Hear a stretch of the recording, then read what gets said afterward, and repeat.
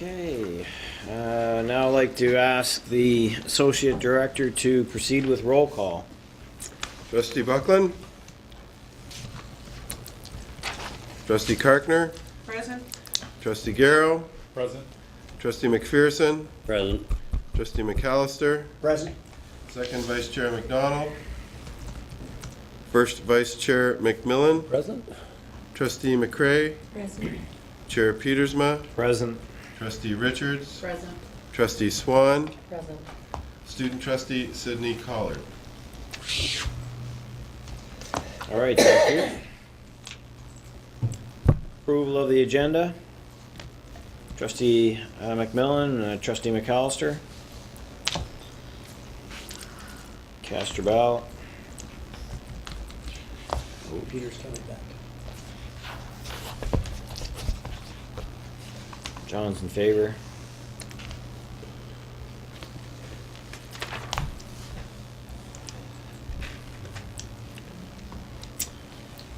Any declarations of conflict of interest?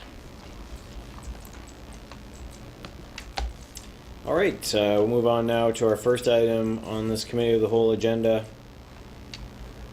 which is an update on the Living Well Charter, and invite Valerie Allen to lead us off. Are you joining this too, John? Trustee McAllister, or is? None. No, it's balanced, Okay. but I'll be asking questions. All right. as usual. Floor is yours. Great. Chair Piesma and trustees, it's with pleasure that I give you an update on the Living Well Charter. Our charter began in 2011, and we're moving forward with a number of goals. The first priority is to have students and staff understand and feel that they all belong in our schools. Our desired state would be to support students and staff to talk openly about anxieties as well as individual differences. And our goal is to have students and staff knowing exactly where to go to seek help and if issues should arise. So as we move forward into inclusive and accepting school environment, the real philosophy and goal this year is going to be on promoting school-based initiatives. The first example is the Small High School Summit, which is coming on October 25th and 26th. It will take place in Cornwall, and the theme is this year, Living Well, the Engaged Student.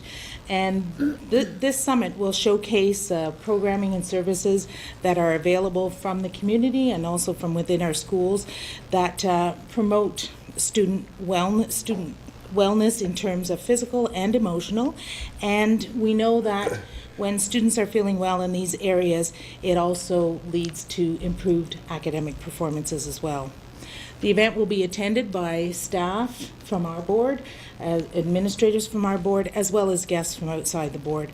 We feel that this is a really good connection where those participants attending can take a lot of these initiatives directly back to their schools and implement them. Our second initiative is the Link Crew initiative that has been a huge success so far. It definitely promotes belonging in our schools. Classes and groups in all of our secondary schools are meeting on a regular basis, and there's also been ongoing Link Crew teacher training. And the next portion of the Link Crew initiative is bringing the grade 12 Link Crew leaders together. And the first meeting for all of them is also on October 25th, and it will be in Cornwall at General Vanier. And again, promoting that belonging where the students will get to see each other, see how they are part of a much bigger group across our board, and they'll be getting some training and having some speakers on October 25th, and one of those speakers is Dr. Darcy Santour. We are very fortunate in our board to have Dr. Santour's support. He is very committed to the Upper Canada School Board. This year, his support comes twofold. The first will be that he will be going to schools again this year, grade 7 to 12 in high schools, presenting 3 workshops. The first one is called Mental Illness 101. The second one is called Bullying, and the third one is dealing with setbacks and negative thoughts. The new twist to the presentations this year is that on Friday, October 18th, he's going to provide a train the trainer sessions for interested staff from our high schools, and each high school will have the opportunity to send 2 teachers or guidance counselors or child and youth workers to the training, and all of our special services counselors will also attend the training. The goal of this is so that when the presentations are made at the school level, there's a familiar face there. There's someone the students know, and there's a connection. Again, so it's not that a guest speaker comes in, presents, and goes away. It's a school-based initiative. And as the trainers get familiar with the workshops, they will also be able to present them themselves in the schools without Dr. Santor being there, but they will be using his resources that he will be providing to them. So that's a very exciting initiative. The other link to Dr. Santor is his work with My Health magazine. We get a lot of questions and a lot of people looking for supports that are available online, and the My Health magazine is one of those resources. So we have 3 goals for this year. One is to have every teacher in our board signed up on the My Health magazine. By doing that, they will get weekly updates. We want parents to have access to that resource as well, because that's where a lot of the principals are telling us that's where they're getting questions, seeing something that they want to read more about. And so we're looking at creating a logo on the web, the school board website and school websites where the parents can connect to that, and then we'll be given step-by-step directions on how to link into that. We also hope that each school this year plans at least one activity with the students connected to the My Magazine. Because as they become more familiar and are able to access these resources, it really increases the knowledge of our whole school base, students, staff, and parents. Last year, our committee had a contest about designs and slogans for belonging. We took those all in and then narrowed the visuals down to a few, and we just today received our draft version of the belonging poster that we're working towards, and I don't know if Lisa is going to be able to pull that up on the screen for us. The goal of the posters is to promote that sense of belonging, especially in our elementary schools. The focus is that everyone's belongs, everyone's accepted, and also the action tied to it is giving the gift of friendship. So this doesn't say draft on it, but it is a draft. We saw two versions of it Friday at our Living Well meeting, and then this is the graphic artist just sent us this back today. We won't be rolling this out immediately because we are looking towards tying it with some other multimedia contests, initiatives that would be school-based, where schools will have a chance to show how they give the gift of friendship. We're not sure what they look like. That might be a lip dub, it might be a video, it might be a board-wide video. We're not sure. We're just developing that concept right now. One of the things we really feel strongly about, and we talked about Friday at our committee meeting, is that a lot of what we're doing and promoting that sense of belonging is a good response to the Accepting Schools Act and the Bill 13. The more that we can promote on the positive side, the less, hopefully, the less issues that come up on the reactive side. So that's a bit of an update on where we're at. A lot of exciting work, and we're just in the initial stages for this year. Okay, just thank you. Just 1 second. Who's joined us via teleconference? David Thomas. Okay, what's the password? I I want to make sure you're the right David Thomas. There are others. Great day today. Okay, all right, that works. That baritone voice. Are you finished then? I am, thank You're you. finished. All right, trustees, welcome to our director. David, we're just finishing up Val's report on Living Well, which is W18, right? Trustee McCray. In developing this charter, I just wondered to what degree parents were involved in deciding what this charter might look like. We haven't, through you, Chair. Yep. That was one of our goals from last year. We haven't got to that point yet of having something like a town hall meeting or something to that effect to connect the parents. We're hoping this year to connect the parents through My Health magazine, but we haven't got to the town hall meeting yet. And Go ahead, Trustee McCray. thank you, Chair. Incorporated in this somewhere, have we included a concerted effort to involve children with obesity in sports and recreational programs, even if they're modified somewhat, or some offerings on nutrition and healthy diet? Through you, Chair. A lot of our charters, we have a number of projects on the board that connect to that. And I think this charter, along with a number of our charters, connect to the whole living wellness charter within our board. It's not called Charter Charlotte, sorry, the Wellness and work-life That's right, the wellness and work-life balance. And so the healthy eating and a lot of those initiatives are involved in that. So we don't have that specifically in this charter. And this is Trustee McCray. Sorry. Go ahead. Yeah. I just want to look at this for a second here. And this is the Living Well Charter, so that's not included in this charter. We haven't got to that piece yet, but that will be part of everyone belonging to the The school. only reason I'm bringing that up is that one of the things I'm hearing, and I've been around to most of my schools this year, to school council meetings, is a concern over, in fact, some of the schools are even thinking about developing groups in regards to healthy eating lifestyles within their schools. And so I just wondered if there was any way that, to me, that kind of says that parents are considering that's a pretty important thing. And I just wondered if there was any way that through some of these initiatives or through this charter, we might be able to incorporate that.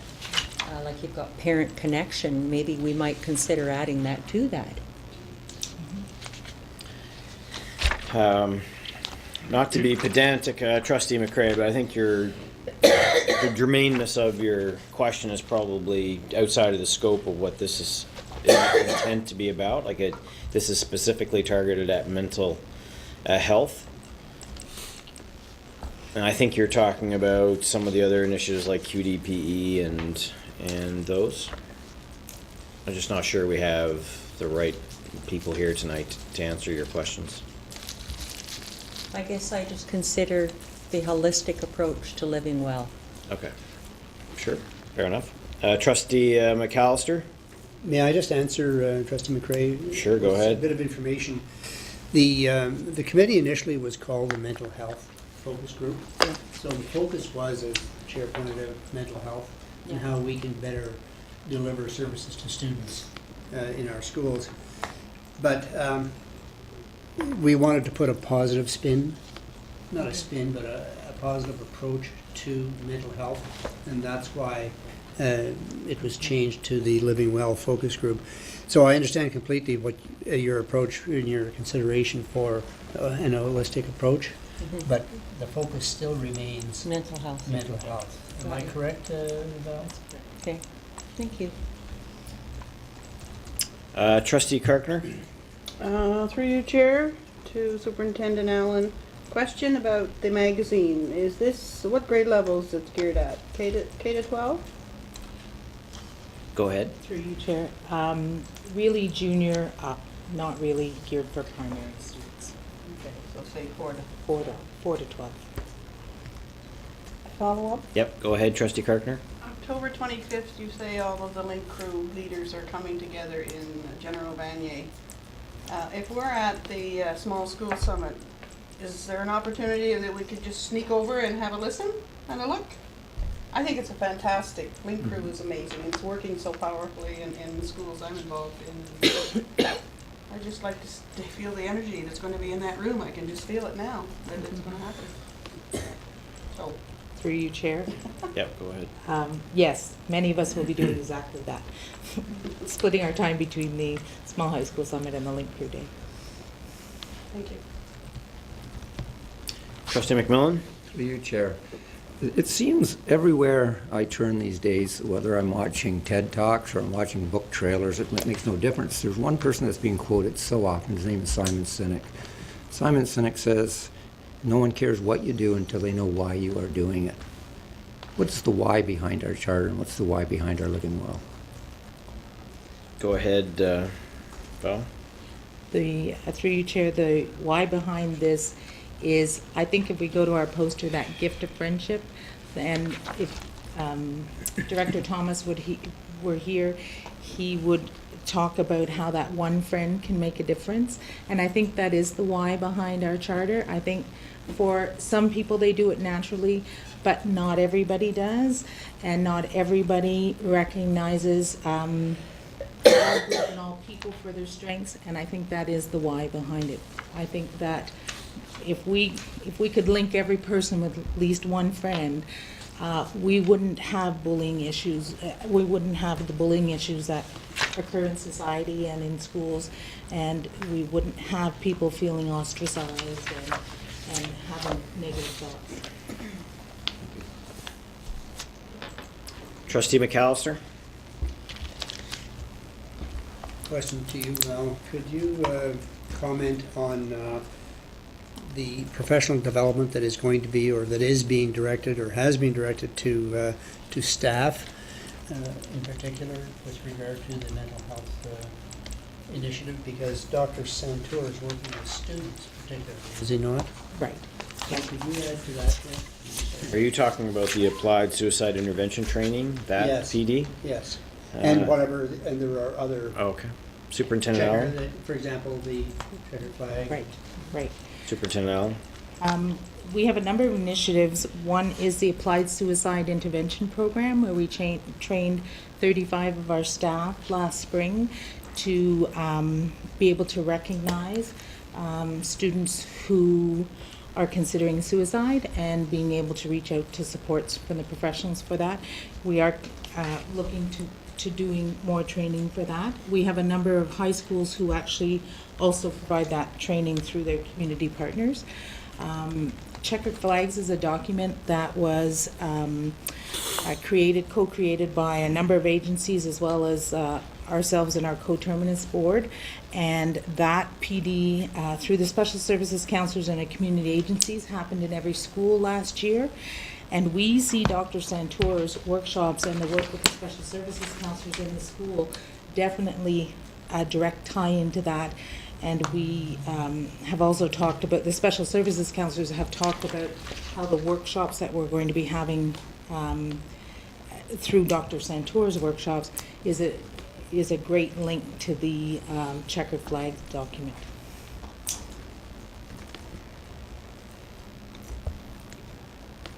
Any other, Trustee McAllister?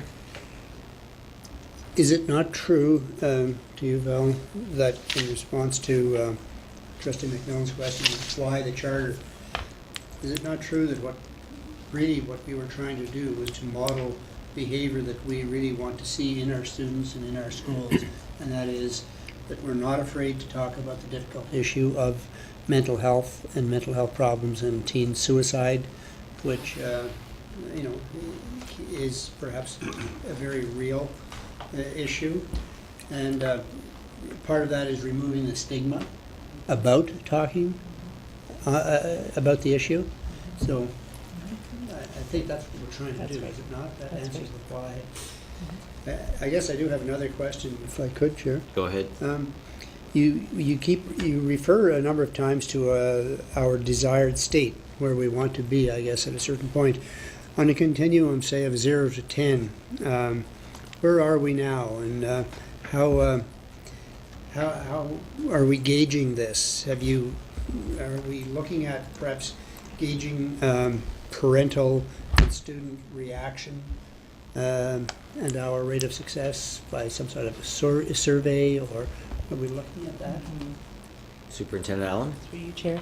We haven't defined what the exact measurement tool, but I think we are gauging it by the involvement at the school level and also the conversations that are happening.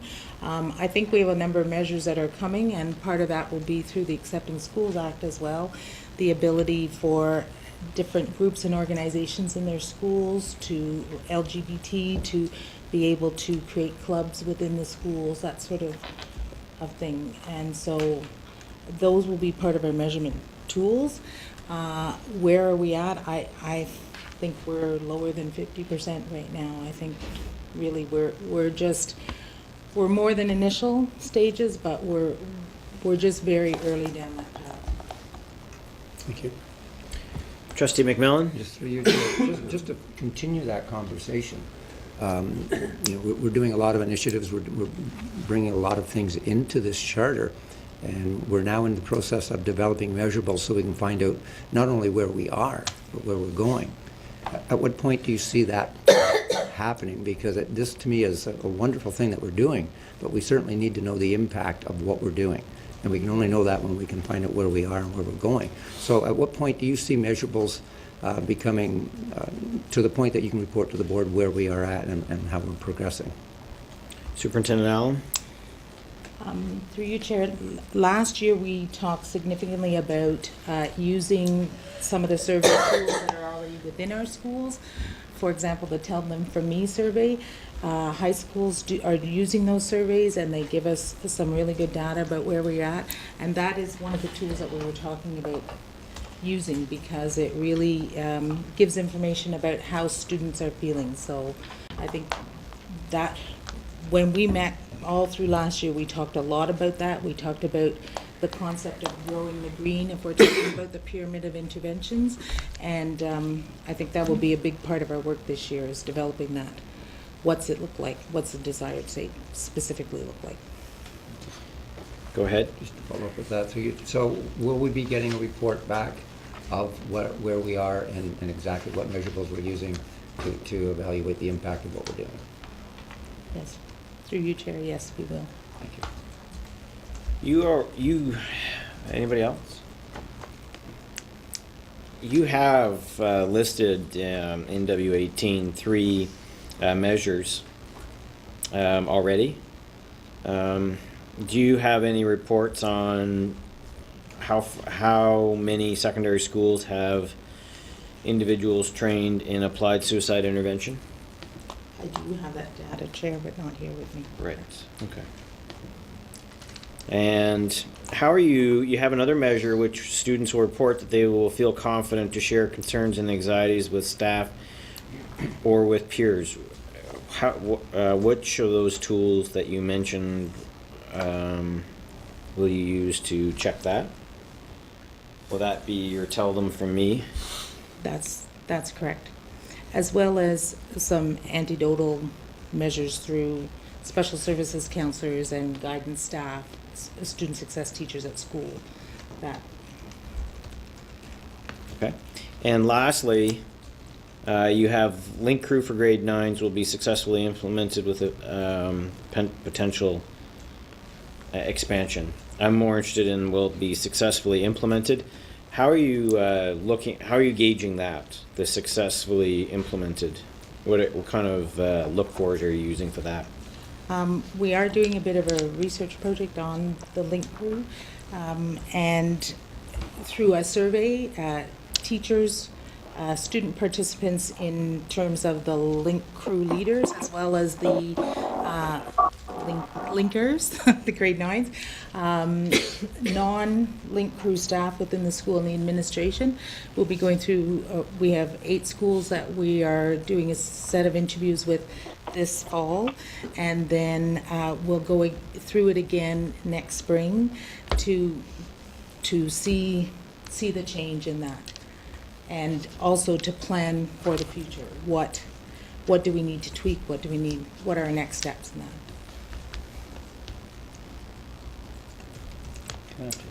I'm going to go to Trustee Karkner first. Trustee Karkner? Just to follow up on that, Chair, through you to Lieutenant Allen, maybe you could incorporate the second measurable into that survey as well, to get some feedback on that. It might be a good place to get it, especially from the students in grade 9 that are a part of Link Group and leaders. Trustee McMillan? Through you, Charter, through you, Chair. It seems to me that a lot of this is directed student-wise. What are we doing in terms of wellness and the Living Well Charter for our staff as well? We're in tough times right now and very stressful times, and I think sometimes we have staff who are dealing with issues or dealing with situations that probably are way beyond what they can handle themselves, which may render them to be in positions where they don't recognize difficult students in their own class. So a lot of attention here is focused on the student. What are we doing in terms of giving some direction and some help to our staff as well? Associate Director? Yeah, the specific scope of this charter is to deal with student wellness. We do, however, have a charter related to the wellness of our employees. Charlotte, can I call upon you maybe to comment on that? Go ahead, Superintendent Patterson. Okay. Thank you, Chair Petersma. We have, through the Wellness and Work-Life Balance Charter, for a number of years, we have provided training for principals and managers through a partnership with the Canadian Mental Health Association that brings an awareness and an understanding and language for the principals and managers to use when they're working with their staff. But obviously, they can have the same understanding and language and use that with the students in the building as well. So the rollout of that has not been such that we have been able to train all of our in-school staff, but certainly at the principal and manager level, every principal and manager in our board has been trained in this program. It's a one-day program through the Canadian Mental Health Association, and essentially it gives them a little bit of background and theory. They practice role play, crucial conversations that you might have with an employee, etc. And that's been helpful, at least from the point of view of the feedback that we've received from principals and managers as it relates to how they have those kinds of conversations and what they might watch for in their schools as it relates to staff, but also the students as well. Okay. Any other comments or questions? Trustee McCray? Through you, Chair. It's interesting because at the last board meeting, I remember we were talking about a shift in mindset. Right? Stigma is a mindset, and I would be interested in, and I think that's probably most likely the biggest challenge of all in this wellness charter. What types of strategies do you see that you might incorporate in order to change the mindset of so many in regards to the student? Go ahead, Superintendent Allen. I think the openness to talk about it, and as Trustee McAllister has pointed out, the not being afraid to talk about mental illness, about individual differences in schools, and I think the more we keep it under the carpet, that's by doing that we don't get that shift in mindset, and I think it is a cultural shift. It will take time, but I think the community and society is on our side, because people who have mental health issues are coming out and being open and sharing with people in society that they may have a certain type of disability, but it doesn't preclude them from being Olympic athletes or being, your neighbor down the road. And I think that that's on our side as we work towards changing those perceptions within schools.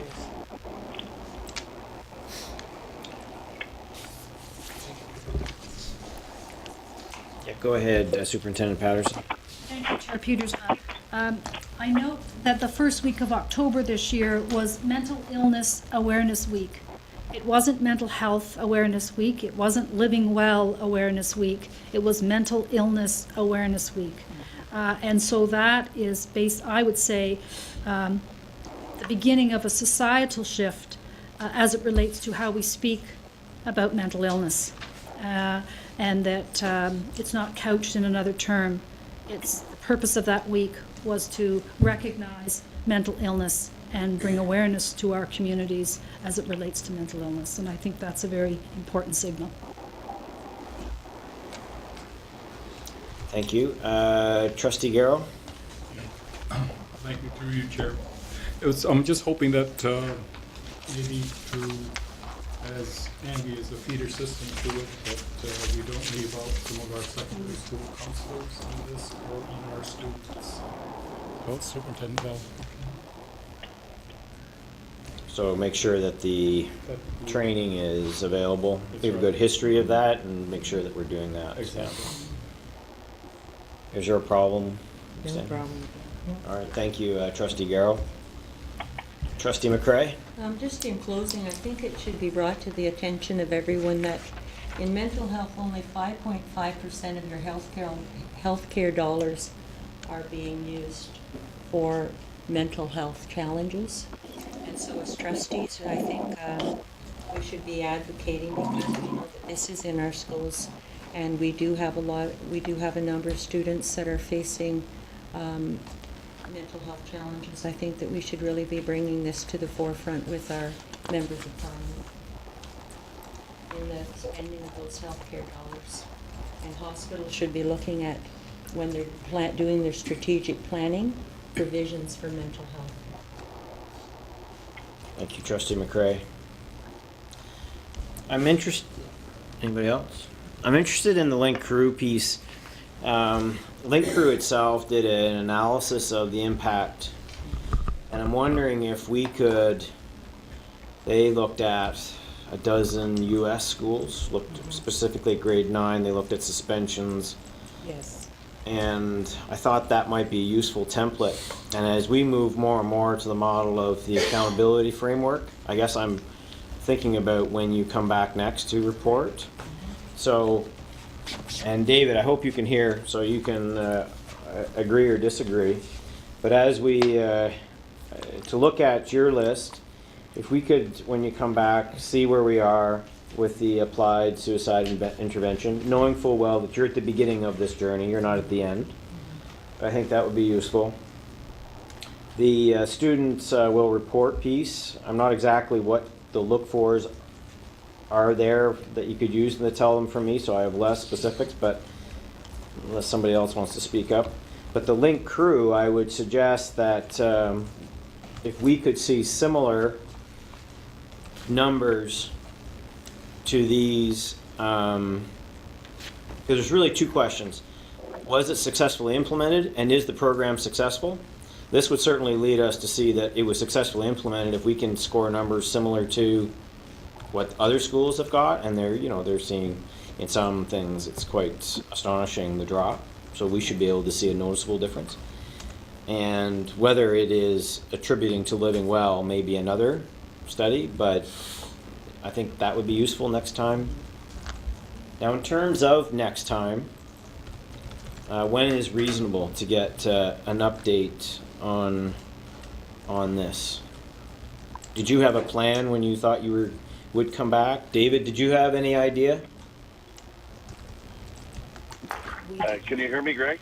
Yeah, go ahead, Director.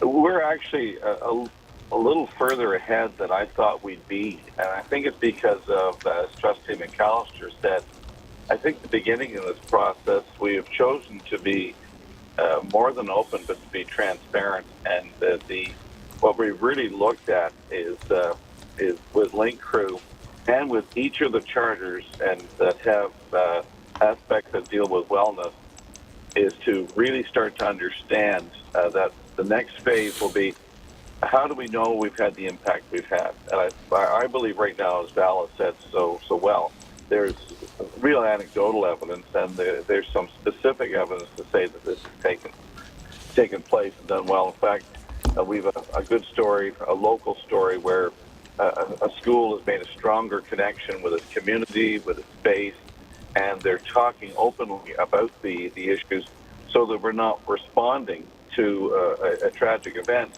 but we're actually putting in place the connection between the health care providers and our board. That is really, really neat to see. And the 35 trained teachers have made each of our schools better places, and they're giving principals more evidence to make decisions on.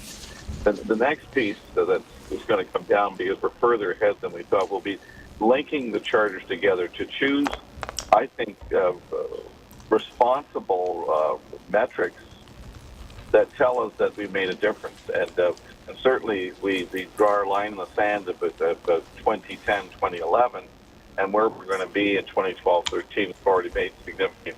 Now we've actually sort of created that I'll draw the line in the sand, the low water mark of what we're going to do. And now and we have a number of ways that we can draw in information. Now is to pick the one that really serves us the best is what's going to happen. And I think that will be with all the work of Charlotte's group, of all the work that Val's group's putting together, and as brought up earlier by Trustee McRae, is that we've been working for 5 years on daily quality with that and nutrition, and the link that we've had with the hospital there is really helping us. And now we're at the point where I think what you're going to have is things merging together to a real strategic response for the entire board. The piece I think that we're going to have to really understand is that, and I think as we start to destigmatize the mental illness and mental health, is to start that broader conversation with our community as per the situation that we have in one of our schools where the parents really see the school as a partnership in getting at a student that's going to perform and thrive.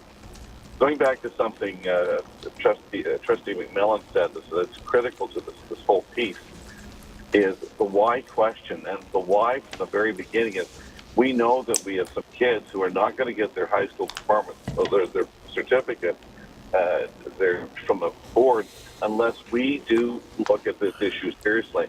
And what we're seeing now is that with Link Crew and with the training of our staff, we're able to intervene with the kids at earlier levels than when they have a crisis.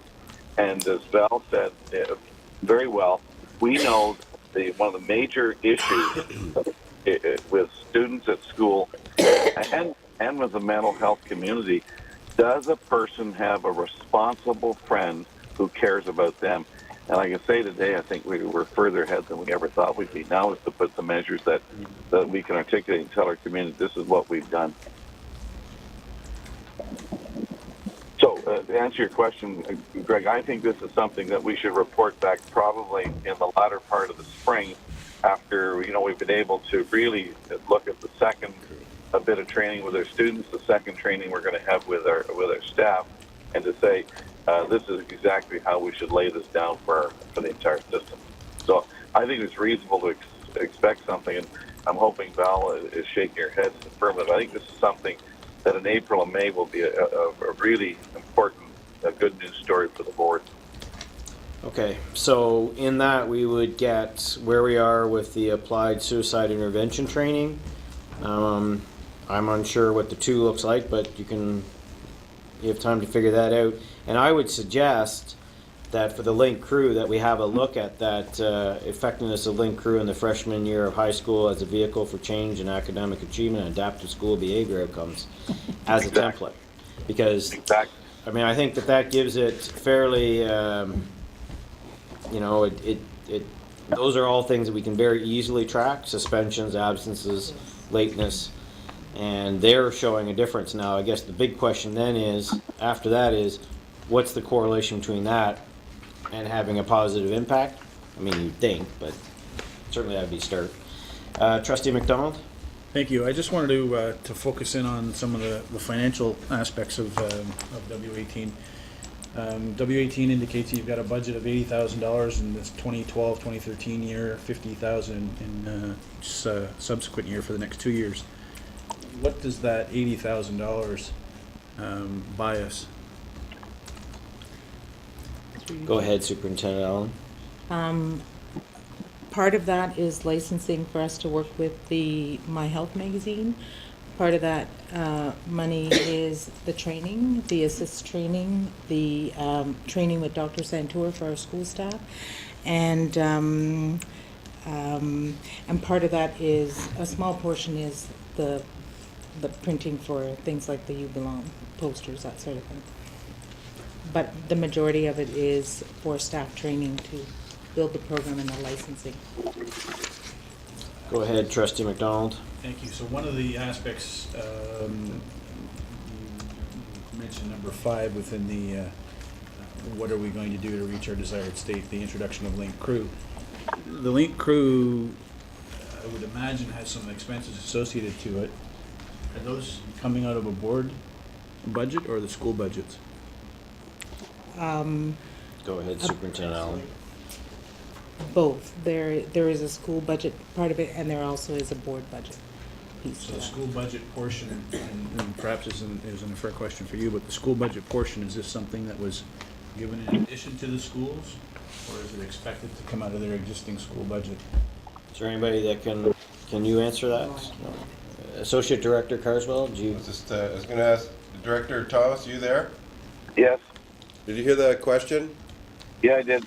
It's David. We in Trust McDonald, we have a variety of things we expect the school to be participating in, and that should come out of their budget. Some of it has to do with getting students, as Val said. We've got 400 students being trained, and the schools have budgets to support the transportation and a variety of things like that. And we're expecting the schools to be supporting us in those budgets. But on the line, whether we have individually placed into the school budget that type of, I don't know. I believe that would be something I would get back to on to talk to Rick about how we have, how we build the basic school budget.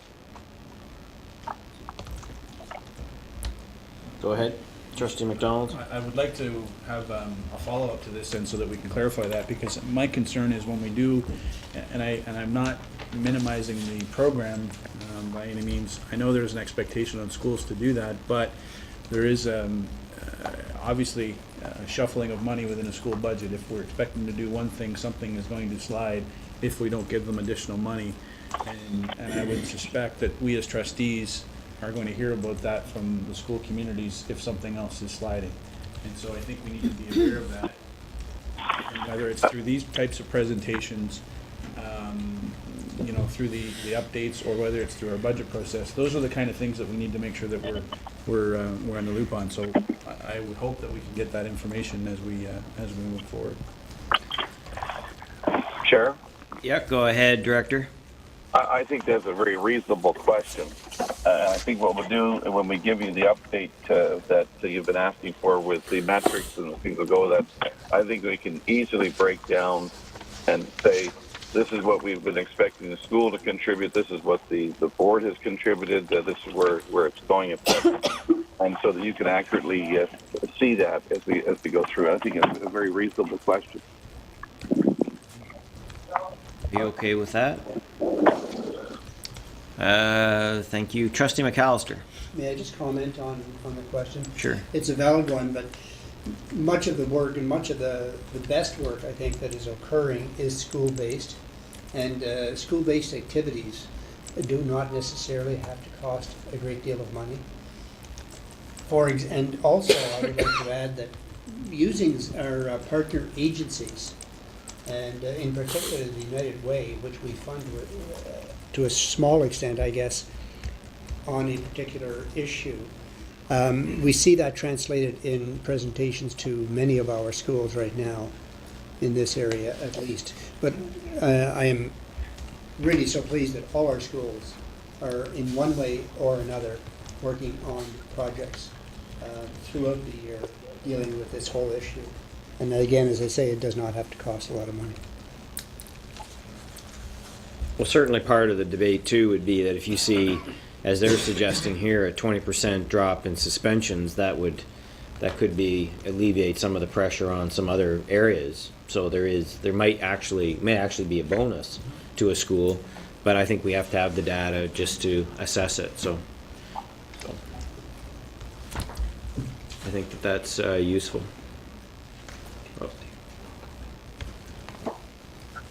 Go ahead, Nancy.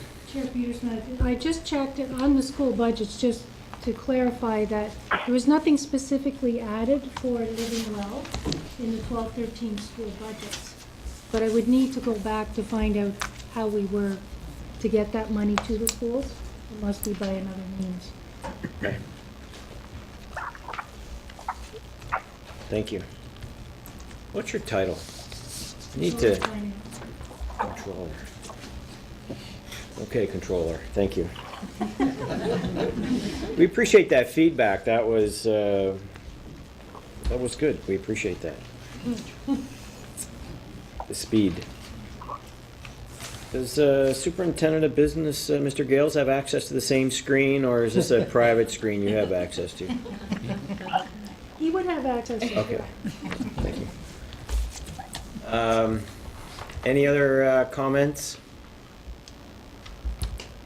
Okay, so we're looking for a report back with some preliminary numbers on, to some extent, some of them are going to be baseline because they're going to be some of the first numbers, but that's fine.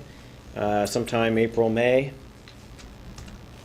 And now, just to make sure you have what you need from us to, so that you can formulate that report. All right. Thank you very much. Thanks, everybody. Move on now to our next item, which is an update on the communication relationship agenda item. Now, Director, you're online for this. Mr. Simser, are you going to say anything about this, or Director. You're going to allow the Director? I'd actually like Terry to take the lead, and I'll fill in the pieces. All right. So you're up then, Mr. Simser. You can just cover off the salient points here. That would be great. Gladly do so. Through you, Chair, the bullet points that are listed, of course, are provide the information that trustees were looking for with respect to the request that was given to us from the Committee of the Whole meeting in September, the 12th of September, actually. And so we have a number of initiatives underway. Some things have already happened.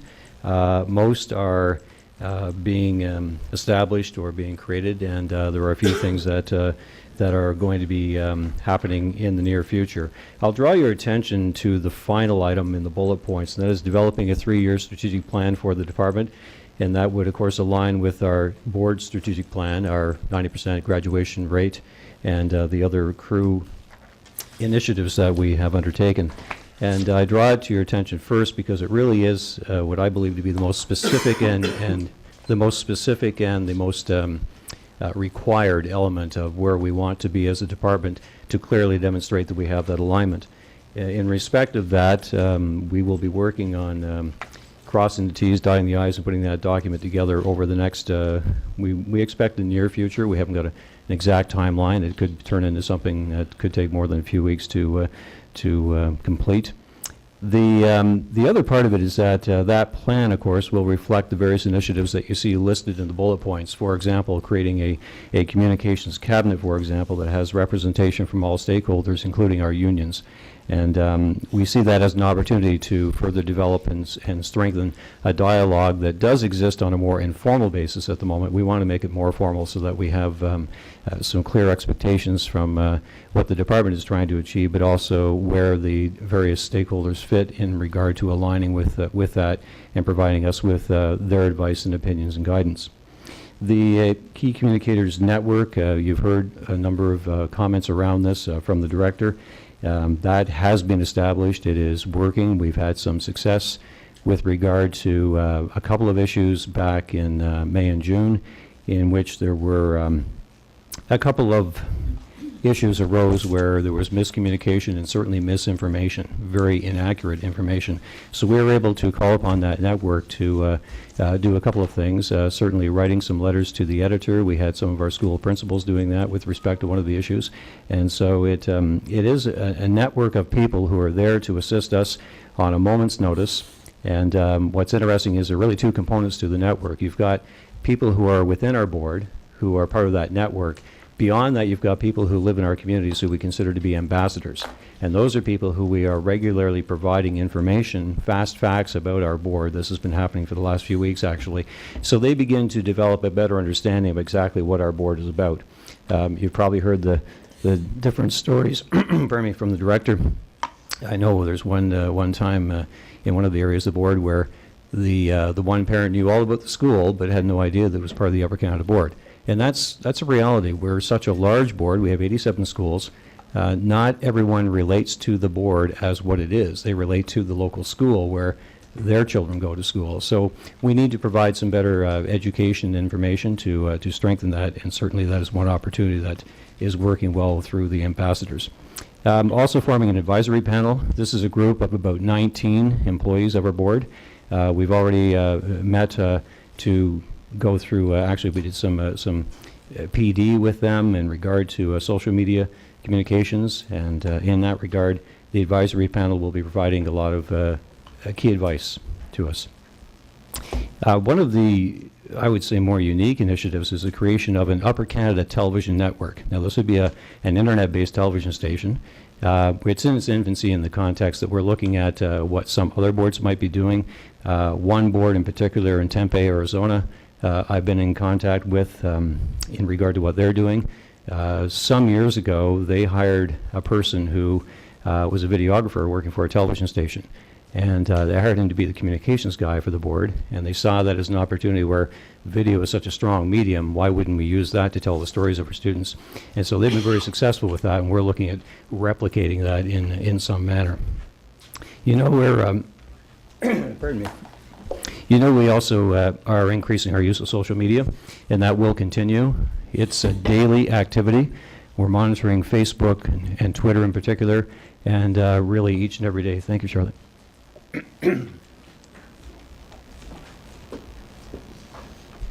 It must be the chai tea, not the Tai Chi.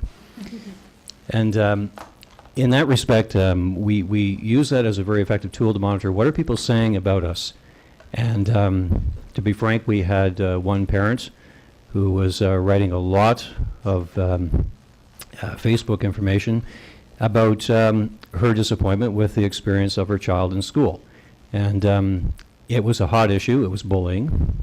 And the result was that a lot of other people hopped on the bandwagon and started to throw in their 2 cents worth, which is fine. That's what social media is. You have the right to express opinion.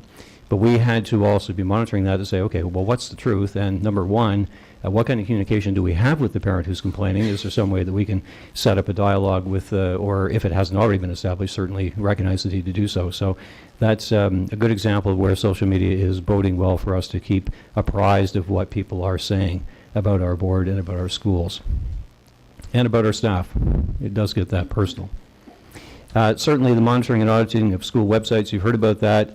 That's really beginning. We've been doing a bit of work. We're looking at how can we make the school websites better. One of the challenges is that quite often you'll have one or more people in a school that are designated to do the website work. And sometimes that person isn't as perhaps adept at it or isn't as excited about it, whatever the case may be. So we want to develop some consistencies in that regard. So we want to have some kind of a centralized effort and focus where we can support schools to be very effective in their communication via their websites.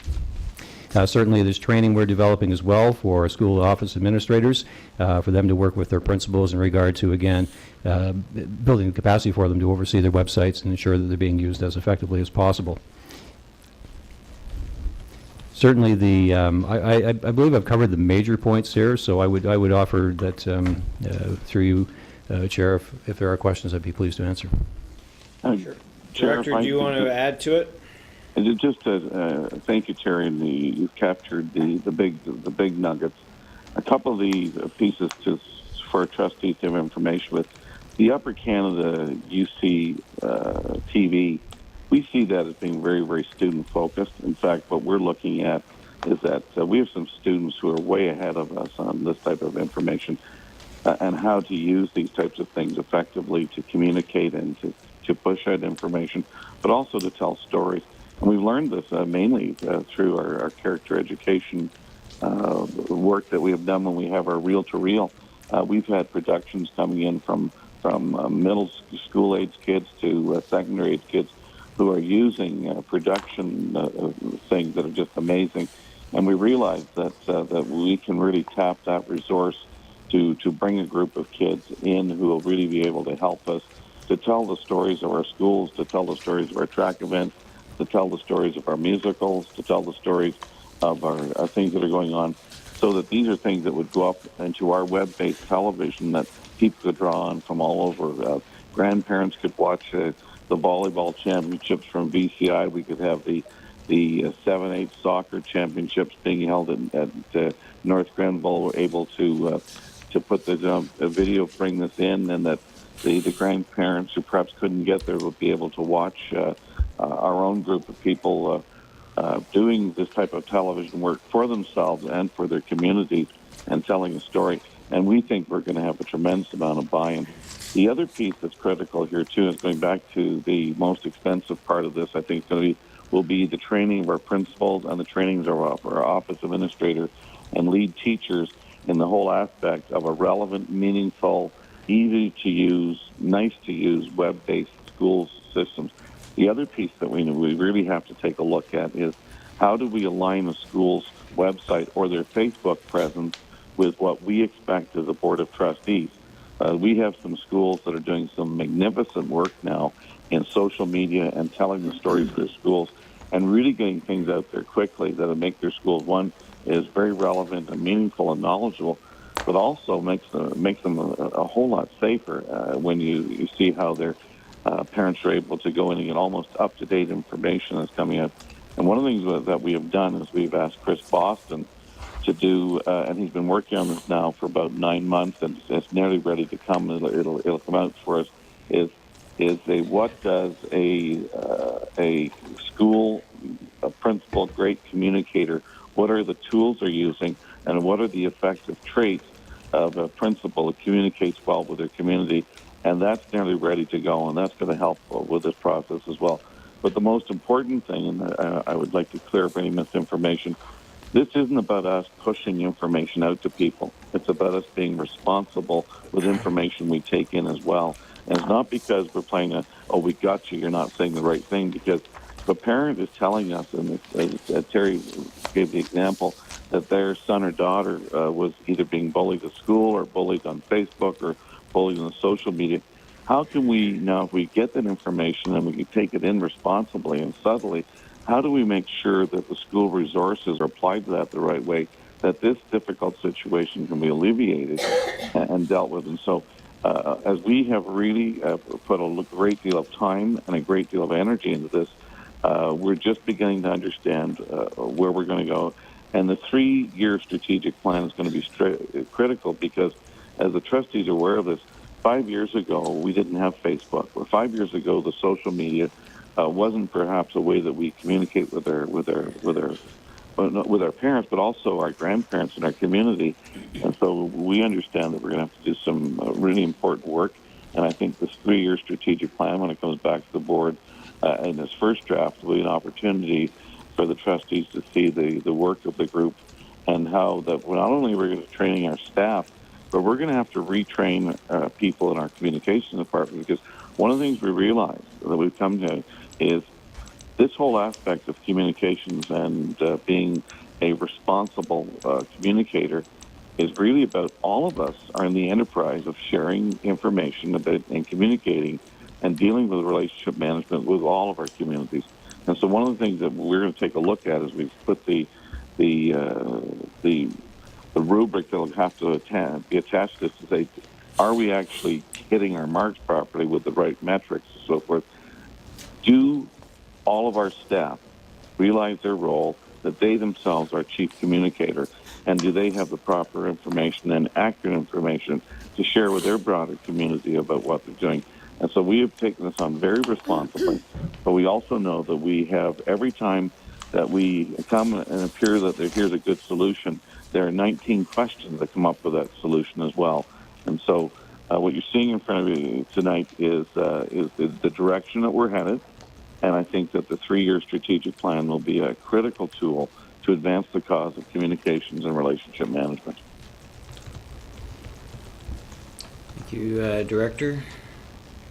Trustee McMillan? Through you, Chair. There has been some criticism, and this is a comment more than a question. There has been criticism locally through social media on our use of social media. And I've done a lot of reading over the last little while on communication and how communication has changed in the last 2 to 3 years. And most corporations and companies throughout North America have now recognized that social media has to be one of the most important parts of their communication strategy. And there seems to be less emphasis on show and tell, and there seems to be a huge emphasis on reputation management. And reputation management, because companies have to protect their branding. They have to protect what they stand for. And I think it's important that all of us know that this is not something that Upper Canada District School Board is dabbling in. This is a trend that is happening throughout North America. Companies are realizing that social media has a huge impact, and it is our responsibility to not only monitor it, but to react to it as well. And I was disappointed when I saw the criticisms, because I think it certainly did not recognize the change in direction that all of us are dealing with in terms of technology and how the world is changing so rapidly before our eyes. And we as a board, it's critical that we manage our reputation. It's critical that we monitor what people are saying about us, but it's also critical that we react and respond in a positive way to what we're hearing. Thank you. Trustee Swan? I'm just curious, through you, Chair, what do you foresee as the financial implications of this initiative on the communication budget? I noticed we're hoping to reduce print advertising and increasing the social media end, but how do you see this overall impacting on the budget for communications? Through you, Chair, certainly that's part of the metrics that the director was referring to, that we want to be monitoring. What is the effectiveness? So are we getting the best bang for the buck? With the newspaper advertising, the campaign we ran in August, we targeted the newspapers. Instead of using all 32 papers in the region, we targeted which papers they would be. And we made sure that we had newspaper advertising in every jurisdiction of every trustee in the board. So that was very, very important. We wanted to, obviously, you want to make sure all of your schools are covered as well, but to do it in a more targeted fashion. As a result of that, we saved about $33,000.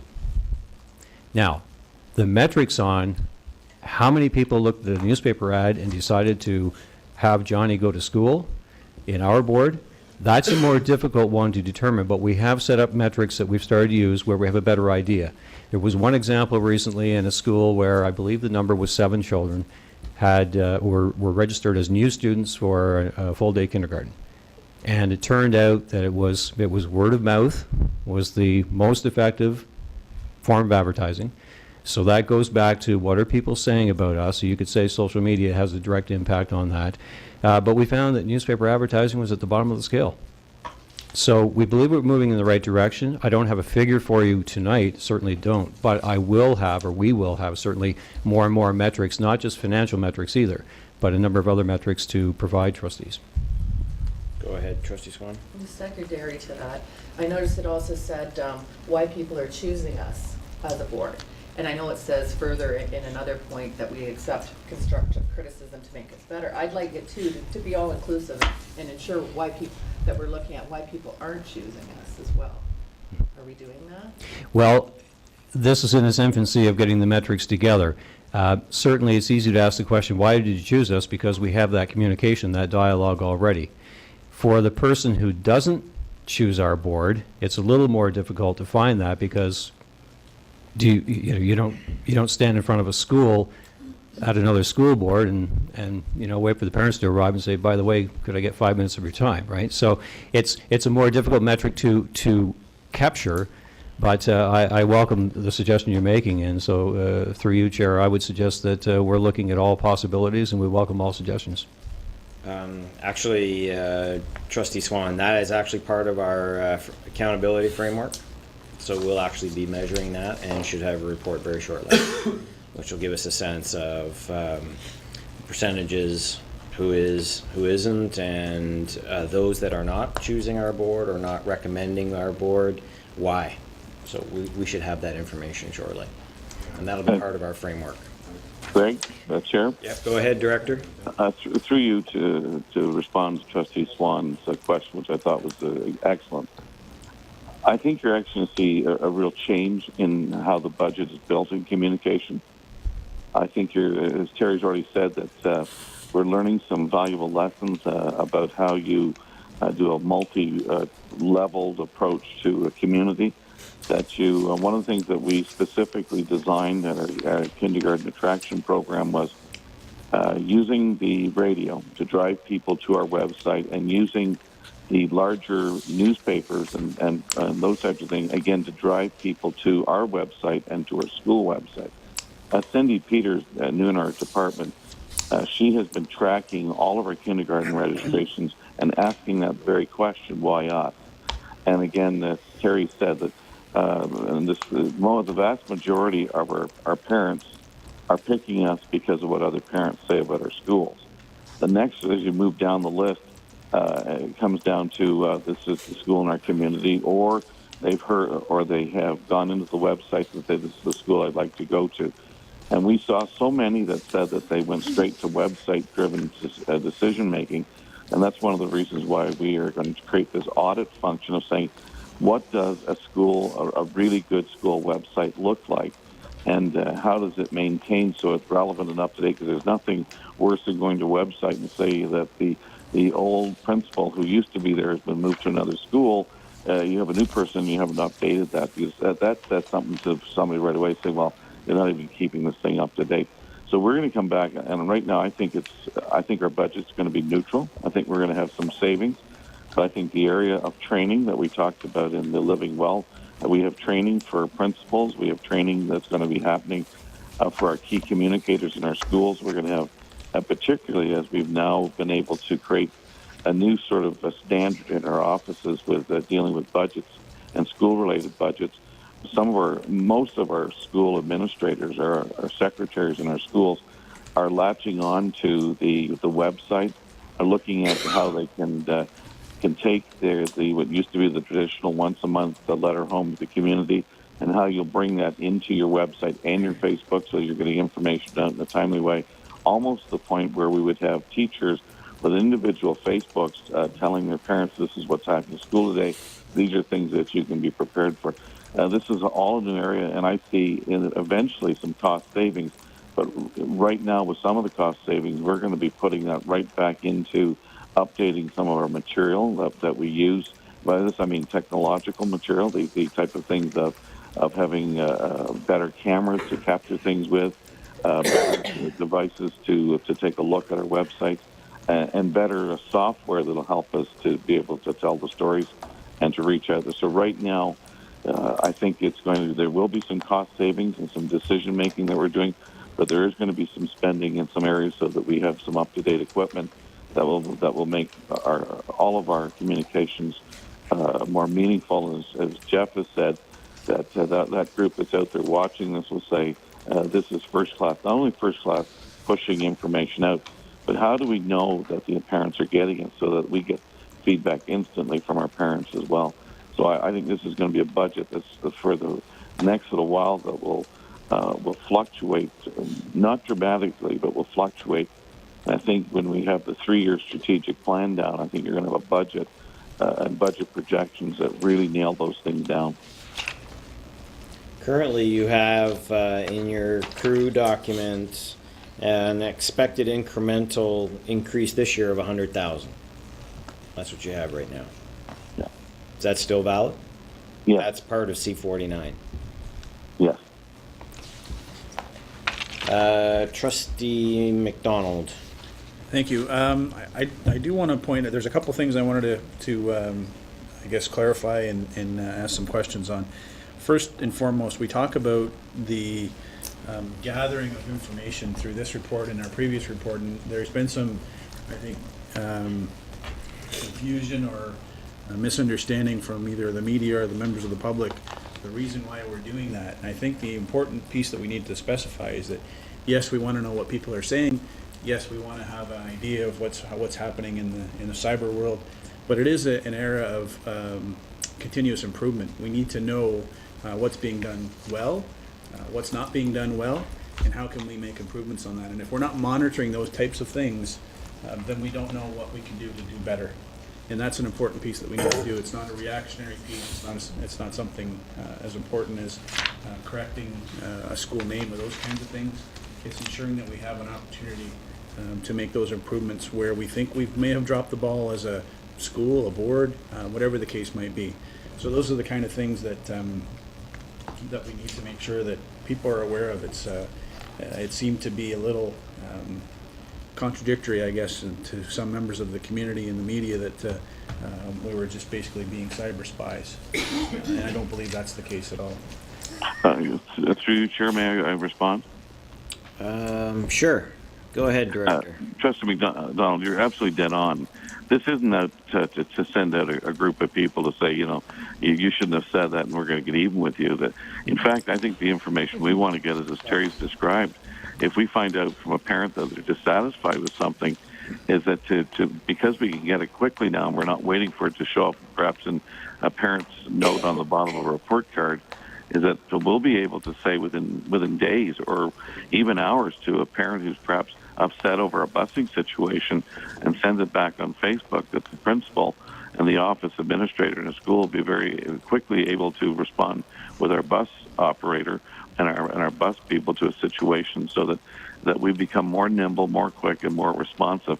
And you're right, David. This isn't to spy. It's actually to do our jobs more effectively and to be ready to really serve more effectively our communities. Trustee McDonald? Thank you. My next point, though, leads to the comments, I believe, or the points around websites and those types. I'm trying to see what point it was here. Third last bullet. Resource Library Communications Portal. Anyway, we discussed in here about school websites, and I think we I don't know when we've revamped our websites, probably within the last 4 years. I think we made it as simple as possible for schools to be able to have access to their own website. It's very generic in the sense that there's a branding associated to it, so all schools look the same. The difficulty is that we've had issues with making sure that schools, parents, or principals, staff actually post the information. There's I think a misunderstanding within our staff, the importance of placing the information on the website. Also using the social media. It's not a Sunday night event where you go out and you send 30 tweets out to inform the world what's happening. So, I think it's important for us to make sure that we have the tools in place.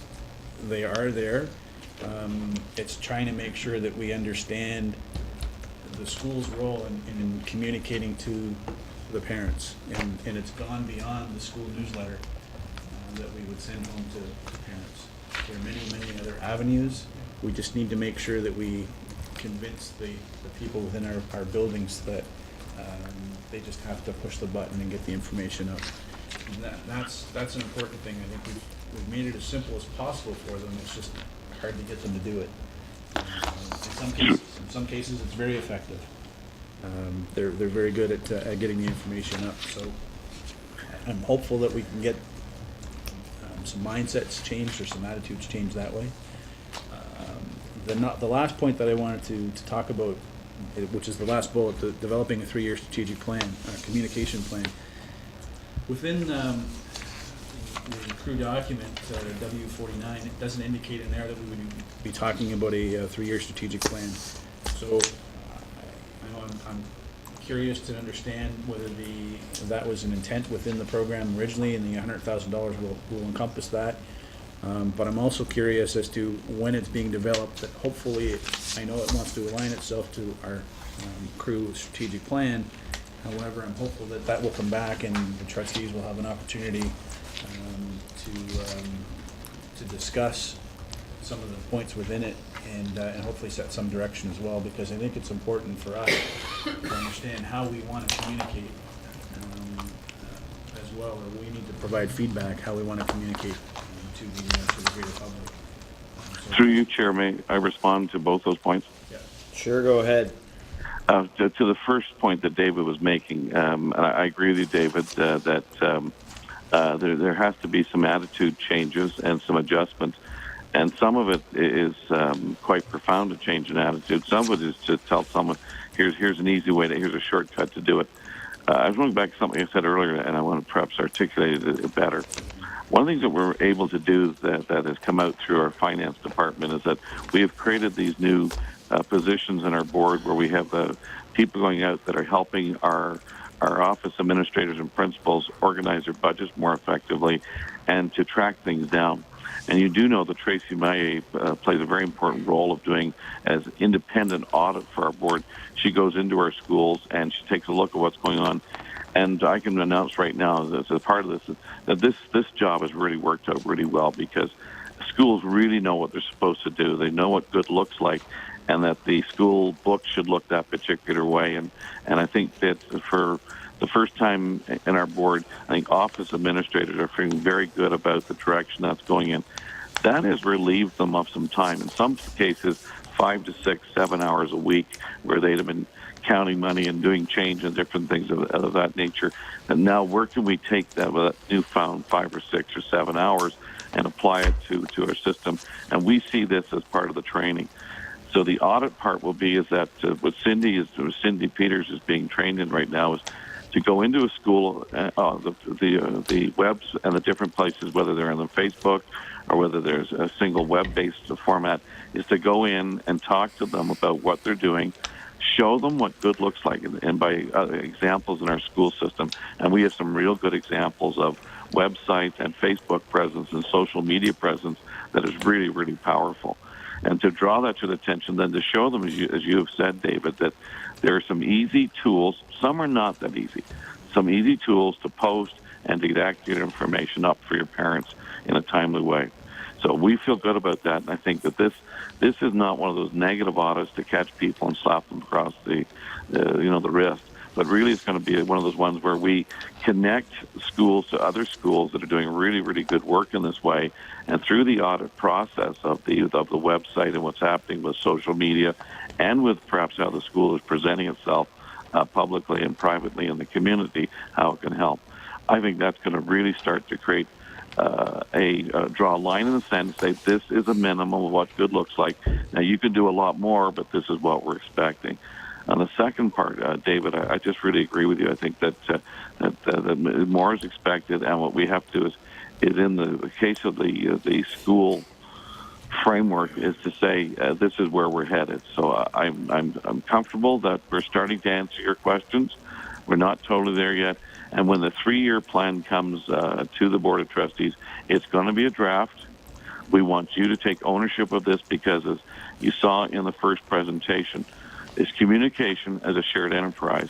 And we really recognize respectfully, and from my office, respectfully, that we see the school trustee as a critical communicator in the community, a person of high level of respect, a person who is considered knowledgeable about the system, and that they have good, clear information.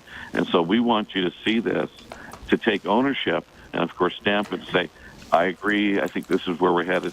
And we have several of our trustees who are very knowledgeable in this area. And of course I speak quietly because I am the wizard, and Greg thinks he should be the wizard, is that we know there's expertise around there that we should be listening to. And so when you see this as a draft come to, it will not be a 3-year plan until the trustee has said, we agree with that. That aligns with what we've asked the system to do. It aligns with the crew charters. Go with it. And so I'm looking forward to bringing that to you. And people are going to have, other groups are going to have their fingers on this, will be the key communicators. We're hoping to include parents who perhaps have some sense of what good looks like in those things. And then when we come back to you with something that we like to think that this will be something that will bring change, as you've said, with attitudes, but also bring changes in how we are going to be moving with communications, relationship management, and what Trustee McMillan has said. And we are always conscious of not being too far ahead, is the aspect of reputation management, and he is dead on. That will probably become a very important part of what we do, but all of us are part of the enterprise of communication. I think all of us have to recognize our role in that. And we're digging into this, and as I've said to you, I've made this a priority of mine personally, and I'm working on it very, very hard. So can I just so that I understand where C49 fits in this, is C49 going to be superseded by the strategic plan? Is C49 still something that will carry on? No, it won't. Throughout our board, all of our offices, Nancy Barkley's there. They have their strategic initiatives that are lined up with a strategic plan.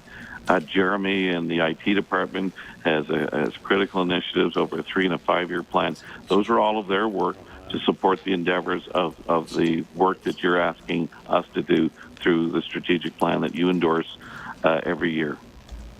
So no, this does not supersede the work. This will be the work of the department. So we're still using C49 as the framework, and you're talking about the strategic plan. Huh. Okay. Does beg the question, though. Why would we get involved in that strategic plan, but we're not involved in the others? I think that, well, one of the reasons why this is, and so it should, this became a major issue in the budget last year, that we felt that things weren't where we want them to be in communications. We added relationship management as we go through. And I think what happens every so often in a dynamic, large system, you'll have things of this particular nature that deserve a higher level of scrutiny. And we have recognized that, and that's why we're being quite visible with the work.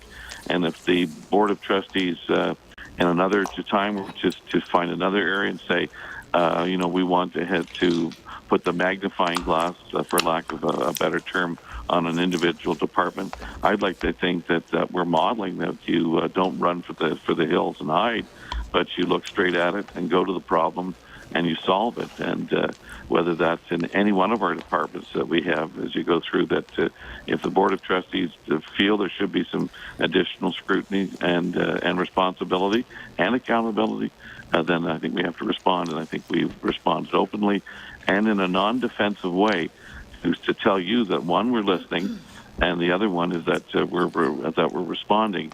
But we want the responses to meet the original issues that raised the question. Trustee Buckland. Thank you, Mr. Chairman.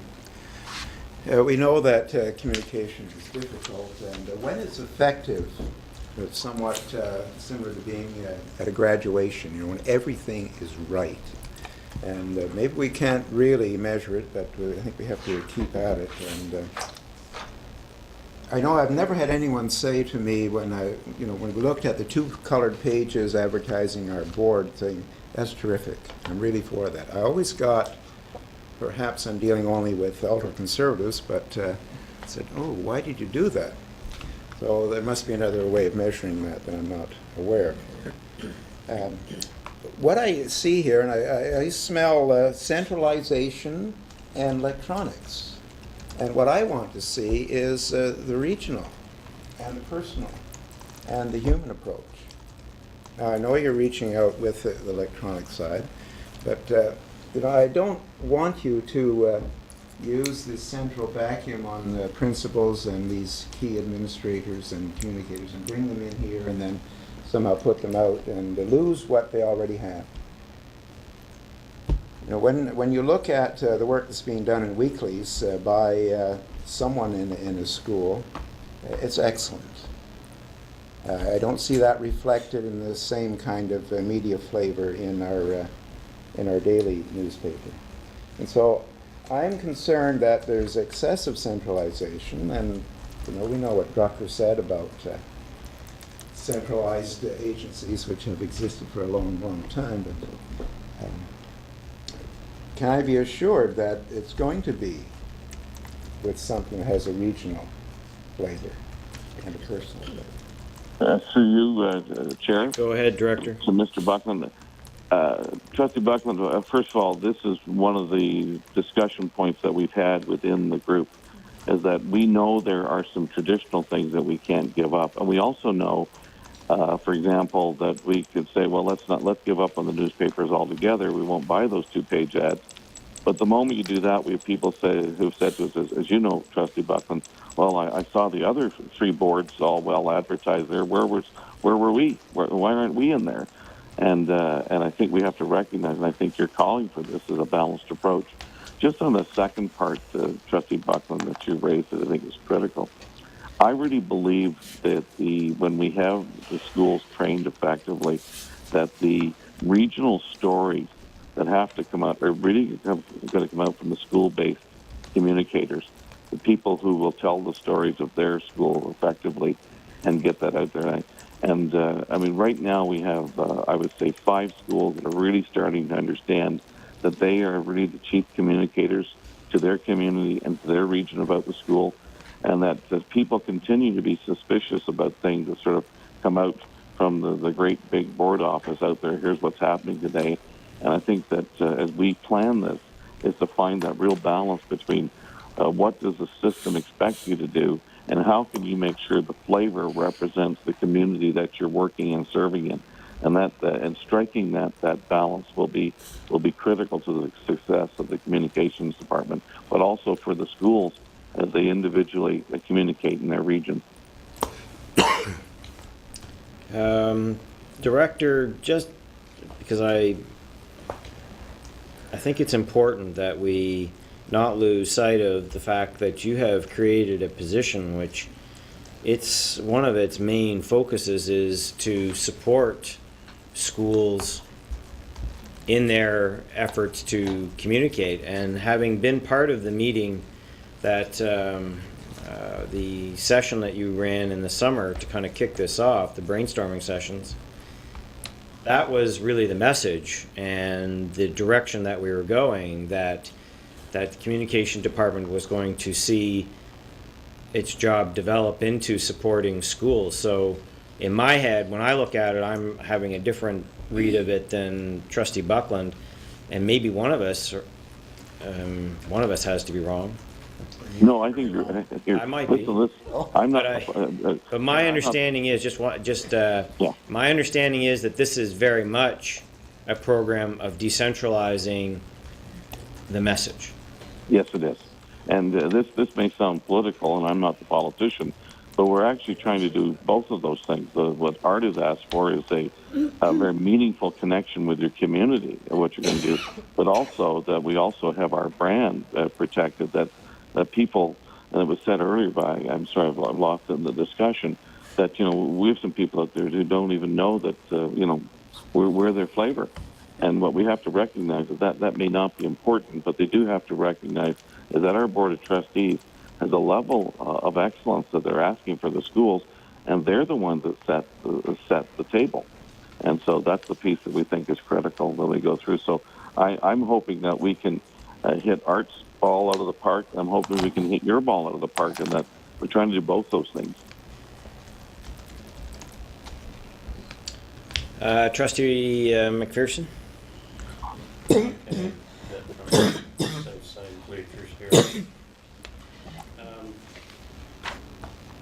I think that this is the first step in dragging our communications into the 21st century. I'm not going to say the print media is obsolete, but it is fast becoming symptomatic of that. We talked a few minutes ago about student wellness. Our goal as a Board of Trustees is student success. And you cannot communicate with your students if you're not speaking the same language. And today, the social media seems to be that language.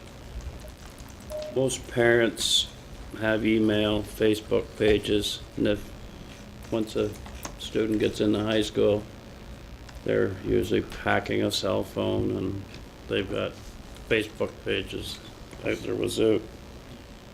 So we need to be able to communicate on their level. And I do not see this, and I had this opinion before Greg did when I listened to the presentation. I do not see this as decentralization. I do not see this as one size fits all. I've looked at some of the websites that teachers have for communicating with their students. And to me, that is an extremely personal basis. It's communications beyond the bell time.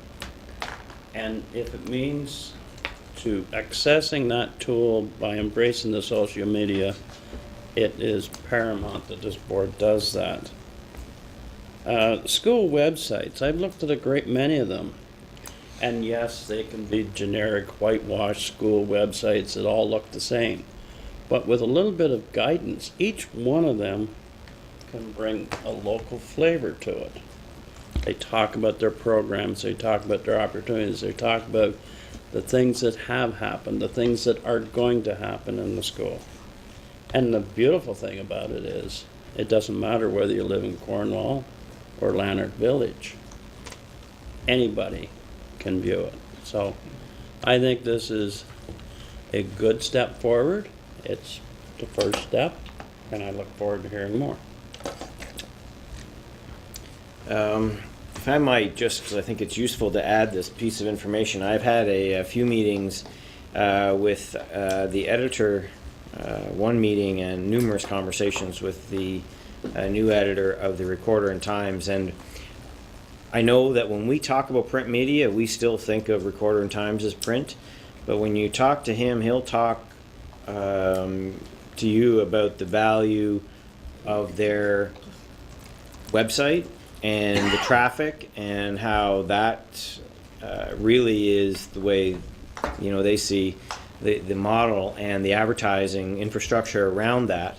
He commented on and thought that that might be something that we should be thinking about. But I think that we need to be careful that we don't talk about print media in not understand that today print media doesn't usually mean print anymore. It's usually they're almost more invested online. So I just think that we should keep that in our thinking when we're talking about this. Trustee Carpenter? I have several questions for clarification, but I'll narrow it down to a few. In Mr. Simser's presentation tonight, and we saw this the last time this came to us, we hear about an advisory group and a cabinet. I'm a little confused as to, is there not duplication in that, or is there a definite purpose for each of those groups to exist? I don't know who can answer that. Director? Yeah, a really good question. The cabinet is really about taking in information, particularly from the system, from a variety of key stakeholders, from their positions and the leadership of their positions. The unions, our principals association, our trustee representative who will be on that, and a variety of other people. The advisory committee is very different, because this is I'm going to be polite. The advisory committee is going to be some of those geeks and background people who totally understand the technology, who totally understand how we want to get up and running with UCTV. We have some staff members, and we have kids who totally understand. They may not care about the message, then that's not their job. The cabinet will be very clear about messaging and different things of that nature, but the advisory committee is really going to, and it already is, it's people who have understand Facebook presence and really understand how it works. It's people who have a true understanding of the use of Twitter and how Twitter can better serve the board. It's people who spend time and make sure blogs are relevant and meaningful and make a difference. And as you go through, and also is going to play a key role of advising and as we perform and work with the audits, how the audit function. Well, we're looking from the cabinet, as in Charlotte's very effective cabinet, how the cabinet that Rick has had in finance, is this to be a group of people who will come and not only give advice, but be prepared to give criticism and say these things should go that particular way. The advisory group, that would, if I could say, one will have more of a message in politics, and one will have more technical, and here's a better methodology, here's a better software to yours. Here's a better thing to do. We don't want the cabinet to become stuck with saying, well, this software is better than that software, so why are you doing that? But at the same time, we don't want the advisory committee to get stuck on the politics of what we're dealing with. And what we're looking is that information be very, very different. And we see the advisory panel as a group of people and even some citizens who perhaps have strong backgrounds in television or media or that type of thing who would be helping us to make sure that what we're doing looks good, is professional, and is branded properly from that particular one. I hope that answers your question, Trustee Cartman. Thank you. Go ahead. Do you have a follow-up? I have another follow-up question. Go ahead. I was just basically a comment.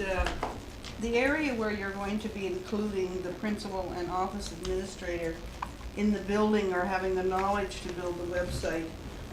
Just a comment, I'm hoping that in our secondary schools that we may be able to access some of those students who are way beyond us in their savvy when it comes to media such as websites, so that we can work with them and have them work with those individuals so that the workload doesn't get increased yet again for some of our office administrators. I worry about the wellness of these people.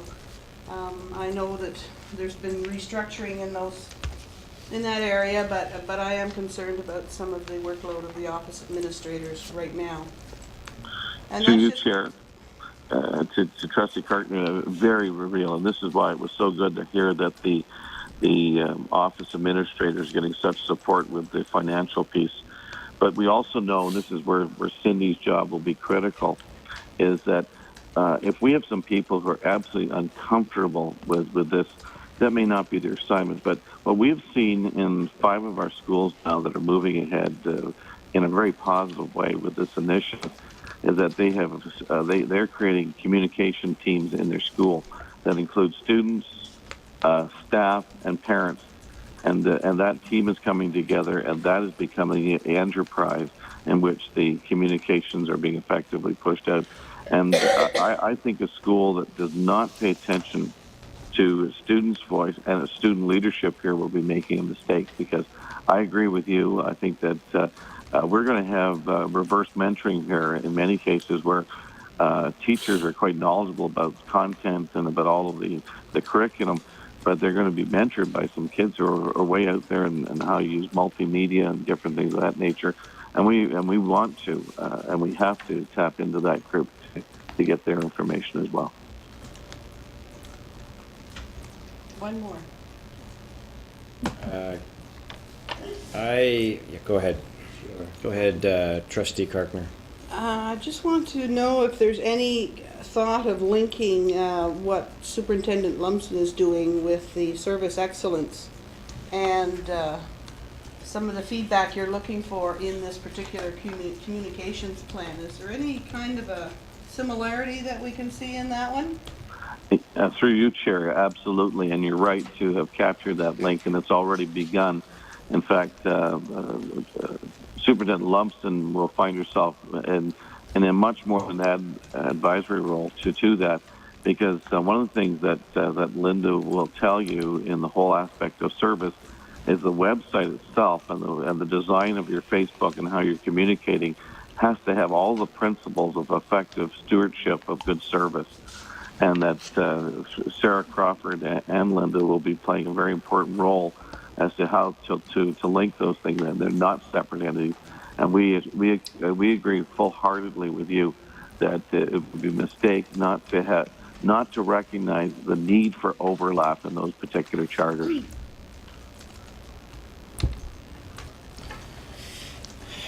Trustee Karkner, I was going to I guess challenge the premise of your second comment that somehow doing this necessitates a lot of work, because I'm not sure that the two that is actually the case. And so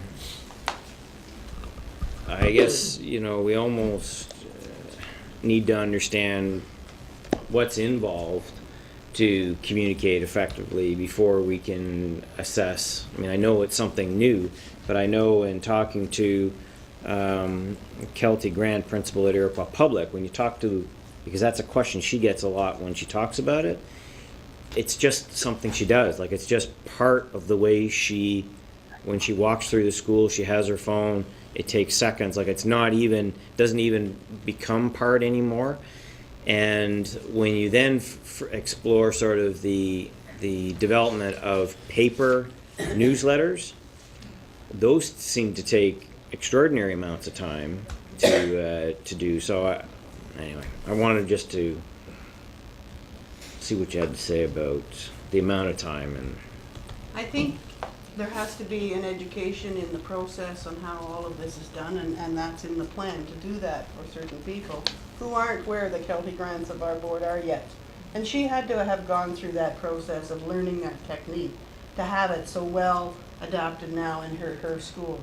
Not to center her out, but there are lots of other people that are doing different things that certainly showcase their schools.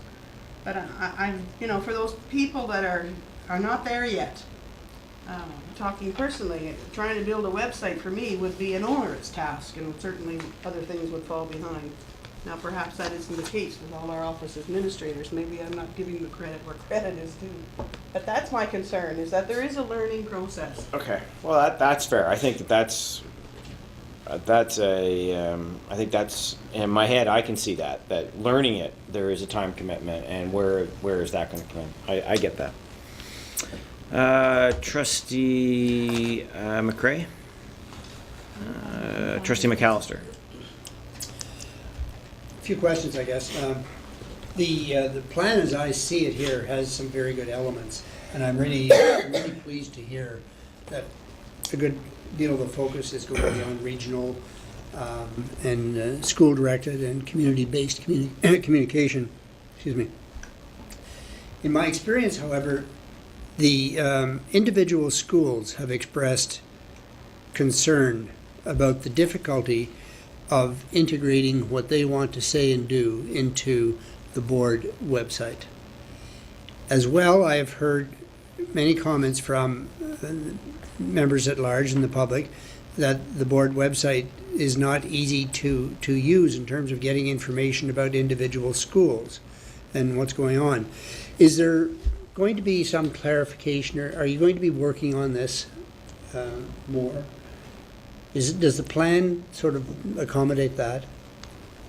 For you, Chair. Okay, Director? This is a concern of ours, and Trustee McAllister, you're not the only person that we've heard who said, we'd like to use it, but you got to do this, you got to do this, and then you got to do this, and you got to put it up there, type of thing. And I'm not sure if it's part of the learning curve or whatever, but certainly I've heard that as well, and it's one of the things that we're looking into right now. That was the other piece and it's that time, and it's going to be part of the strategic plan for the communication. Is there's always been we work and support each other properly, but who from the IT and who from communication should be responsible for something? As we move into this UCTV type of thing, we're going to need support from IT, and IT is going to need support from the communication. And what we have to do is recognize that this will be a whole new partnerships as we go through. But we have heard what you've heard. That's not just isolated, and we've heard that from several different communities, that they wish this was more user-friendly and so forth. And we intend to walk to that with a non-defensive attitude and say, how can we make this more effective? How can we make this easier to go through and jog through and take a look? And how can you get to the information that you want without having to go through 5 or 6 or 7 or 10 layers of something else before you want your information? And so that is part of what we're going to do. And what we've done is realize that's what a part of the looking at the whole department is. Who's responsible for what? And I think you saw that. We've really spent some time articulating in the matrix that was a part of that. Who does what and who does the other thing, so that we understand that we build proficiencies in what's going to go on. And although it's at the very earliest level, we are dealing with that. But both those questions of yours, Trustee McAllister, they're right there on the table. Thank you very much, Director. Go ahead, Trustee McAllister. Is there any consideration for, I don't know what the word is, a portal or an avenue for school committees where they could ask questions pertinent to what they are doing or sharing of information. Are you talking about school-based, like staff No. committees, or are you talking No, about school parent- committees, parents. Parents, school councils, you School mean? councils. Okay, sorry. Anybody want, do you have anything to add to that, Superintendent Lumsden? Possibly. Can you rephrase that again, Trustee McAllister? I was just wondering if there's any consideration being given on, as we improve our website and our communications, to some sort of a portal or an avenue whereby school councils can ask questions, seek clarification, confer, share, etc.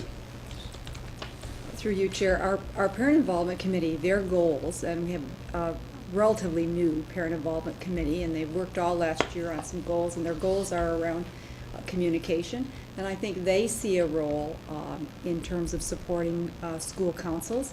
They've done a number of things already. There is a PIC inquiries, if you will. They've also reached out to help school councils around programs. And we're also, at our next meeting, we're going to have Allison Grange and Cindy Peters come and talk to the group about the use of social media and how they might be an additional resource for. They've always been a resource for school councils, but probably not as active as they would like to be. And there's a great deal that I think they can do to help out. Okay, thank you. One last question. Go ahead. Upper Canada Television, internet-based television station. Is this really just a focused use of YouTube based on Upper Canada events? Director? No, I first of all, John, I don't know YouTube well enough to even respond. Other than people show me funny things, dogs barking and so things like that. I don't get it. What we're looking to do with UCTV is really reach out to a broader community to tell the story, the stories that are going on. And let me give you an example. We have the Sears Festival comes up, and we have some tremendous school plays that are going on our board. And our vision would be is could we not have a crew of young people, there's kids in our school, with the direction of people in our own staff as we go and get trained in this stuff. That could we not put that on with all the right licensing and say, if you're watching our web-based TV, is that on Thursday night we're going to have the winner that will be on the Sears Drama Fest, that'll be on television night, and we'd encourage grandparents and I'm thinking shut-ins at nursing homes and so forth. They'll be able to say, well, there's my grandson, there's my granddaughter, whatever, or that's our school or whatever. I'd also like to think, and our vision for this would be that if we were having the All-Ontario basketball at South Grenville, and South Grenville is there, that we would take that, and that would be on Monday night. We would roll it out, and this would be, and we're hoping to partner, and this is a critical piece here, to partner with the web-based people who are in this already, and also to work with our Kojikos and different things of that nature to recognize that there's some strengths that we could work on. In a multi-camera approach, for example, you may be aware that we OFSA, the track and field event, was put on through cable throughout all of Ontario.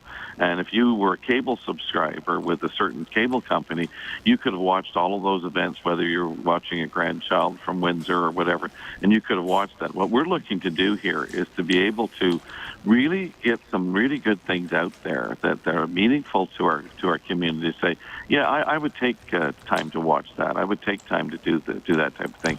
I'd like to think that when we have our in-house music things that go on, and we have some of these talented kids and choirs that make presentations, that we'd be able to have during the Christmas season, we could go out with our UCTV and capture 5, 6, 7, 8 great choirs and have on Friday night Upper Canada Sings, and have a thing that would go on there that if you're aunt or your great aunt at the nursing home, you could say, see if you can get onto this in your computer, whatever, and here'll be a real opportunity for you to see some of the X's going on. No, I don't know Yahoo or YouTube or any of those things quite well enough, but I do know that this is the type of thing I think would serve well. We also know that 2 other boards have done this. Terry made reference to a board in Tempe, but also we know there's another board that has both an urban and rural community in Georgia that's done a similar thing, and it's been received really, really well by the community. They can't get into the school to see those events, and so we'd like to think that this is something that would be inexpensive because it's going to be really student-based. Our staff will be very involved as we train ourselves, but something that we, as you know, we already do it with all of our all of our board meetings, our webcast that way, and we can do that. Why could we not do that with some of our other things as we go through? So that's the vision for this, Trustee McAllister.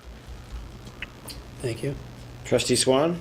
I'm just wondering, through you, Chair, what Jeremy Hobbs thinks of this initiative as per what will his role be in this as Chief Information Officer? Mr. Hobbs? That's a tough question, Mr. Chair. I didn't ask it. I'm anxiously waiting to find out. I think our role in the IT department has always been to, it's been a kind of a dual role. The way sometimes we liken it is that we're not the winemakers, we're sort of responsible for the bottle. And but sometimes in the age of technology, it's up to us a little bit to help interpret some of the emerging trends for say the communication department or some of our other stakeholders who are requesting that we build something in the same way that you might go to an architect to build a house and they're expected to be up to date on the latest materials and show you opportunities to do things you may not have considered. Our involvement in this, at least since I've been here, goes back to about 2005, and it's kind of funny, we were having, as I recall, the very same conversation around the board table at that time where since the 90s, schools had little FTP sites that they ran where student teams had pulled up nice looking websites. Teachers that were really interested had pulled up websites. If anyone remembers GeoCities, there were GeoCities sites scattered all over the place. And one of the challenges at the time was that these islands of technology became abandoned. Whoever had the password left, graduated, and no one could update the content.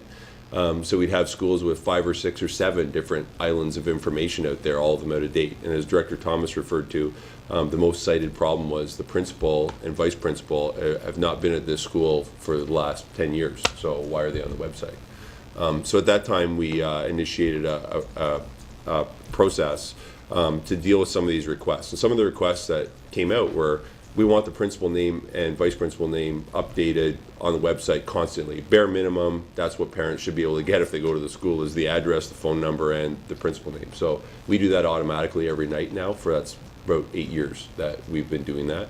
The board asked for some more unified branding because, as they indicated, there couldn't be no people couldn't tell whether a school belonged to our board or there was no identifier that we belonged together, and there was no commonality of navigation. So a parent that had a son or daughter at Toniata and one at TIS, the experience was completely different. They wouldn't know where to find a policy because the menus and navigation were all different. And then other things that people said things like, you know, it would be really nice if we could push out an Amber Alert to all our schools' websites on the same day. And it would be really nice if schools could promote their stories up to the board's website so we could receive them. It would be really nice if we could push a story out to schools or schools could push stories back and forth. And then the other thing that the elephant in the room for us at the time was, as it is today, is content. And you can put all the technology that you want around this, but if you don't actually ever fill up the bottle with the wine, you don't have much of a product. And our strategy at the time was summarized by many hands make light work. And the theory was that if we give every employee in a school publishing rights, so they can go in, fill out a form, publish a story, it goes to the principal approves it, says it goes on next Wednesday, and goes up on the website, then in theory, if everyone publishes a little often, we should solve the content problem, right? So obviously, that was the last iteration of the updates that we did. So that's one of the benefits of the system that we have, is that it was really in response to a lot of the specific questions that principals and administrators had at the time for actually the flow of information up and down, right? And that's part of the advantage of us kind of hanging together as a group with respect to a similar system for that anchor, because as soon as everyone does their own thing, we're back to the 90s where you have islands of technology again, right? So our stance really, to answer your question then, is as the IT shop, we're going to go through another cycle. We're going to respond to what the communications department deems to be the needs of the organization. Last time around, we had about 200 staff and students and parents through a focus group process asking what they wanted. And obviously, in some cases, we've missed the mark, right? So the challenge for us always is navigating that. Do people not like the website? If we don't have content on the website, of course people aren't going to like the website. And the question then is, how can we successively, through successive iterations of technology, this will be my almost 20th year building websites. I started out at Confederation High School in Ottawa building websites for schools, so we've seen every element of the cycle. It will be just a question for us of how do we bring the best of the latest technology to bear on the needs that the communication department identifies. The real change has been in real time, because the thing that's hard for us to handle is the popularity of real time. And is it possible, do you see the fact that you could move a website to where it could push to those spots that people go to for real-time information? Because the bonus thing about Facebook is that you fire up your computer, you go to Facebook, and you just go through stuff, right? And everything's pushed to you.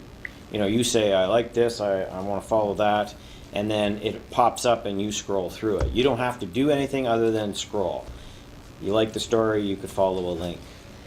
How do we take it? But the problem that we have with our websites is you have to navigate to them. And that is becoming the behavior that people have, is to use that kind of website for information. So that's where they're going to go if they want a policy. That's where they're going to go if they want a form. But is that where they're going to go if they want to know what's going on in the school that night? And I don't know how you, with the kind of infrastructure that you have or even could have, how do you deal with that? So I understand your desire. I guess I'm talking about your desire to have everything under one roof. But how do you deal with the fact that people don't necessarily want to come and stand under your roof? They want to stand under somebody else's roof and get the same information. Would you like me to try and answer that? Yeah. I think the challenge for us, we talk a lot about social media, websites, newsletters, and I think the challenge for us, I'm not a communications expert, is that rather than trying to pick the communications channel or the media to be on, the real question is how do we deliver a consistent message across all of them so that our customers can pick what their preference is and not be left out in the cold. So I think every one of them has a strength and plays to a certain strength. So a website to me is like an anchor, right? So as you said, it's a repository. So if you want to find a policy or you want to print the calendar with an event on it, great, I might use it for that purpose. But Twitter might be a much better tool to microblog what's happening at a football game in real time. I'm never going to update the website like that. And I think that there are lots of ways that we can tie those things in together more closely. So as an example, everything we do is an event, really, right? It has a time and a place, most things. So, anchor that in the calendar and then refer back to it with news stories on the website, refer back to it with Twitter feeds. But generally, I think what has to happen is, my experience in other organizations, smaller organizations that I'm kind of experimenting with and this kind of thing, is how do you maintain a presence, a consistent presence, consistent messaging across all your communication channels while at the same time exploiting the strength of each communication channel. So it's not simply marching in lockstep so that I post a news story on the website and I tweet out a link to it. It's how do I actually maintain a consistent message, but also exploiting those strengths of those individual channels so that our users can choose their preference and can engage with us the way they want. All right, team, we're at 8:30. We're going to have to recess and come back to this because we have a board meeting to do. So could I get somebody to give me a recess motion? Trustee McMillan, Trustee Garrow. Motion to recess to 9 o'clock should be good. No, we'll do it. We did 10 minutes following, didn't we, last time? 10 minutes following the end of the board meeting.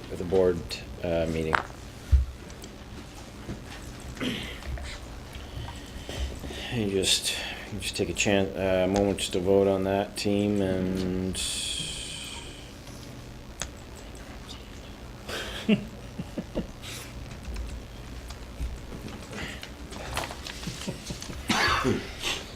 Mr. Chair, while you're voting, I hope the rest of the meeting goes very well. But I know I recognize myself here. I'm so glad I am the wizard that I am. That's good. Does that mean that you're leaving us? I'm leaving you. You think? Have a great one. Is there any possibility you could come back on when just to finish off the communication item? I know that you're probably want to do something else, but we're not quite done the communication piece, and I know there's. No, I will call back in when you're at the next part. I appreciate that. I know we have several people that have really important questions for you. Okay, good. Thanks. Okay, all right. Thanks, everybody. So we'll now call the board meeting together for October. The board meeting to order. For October 10th.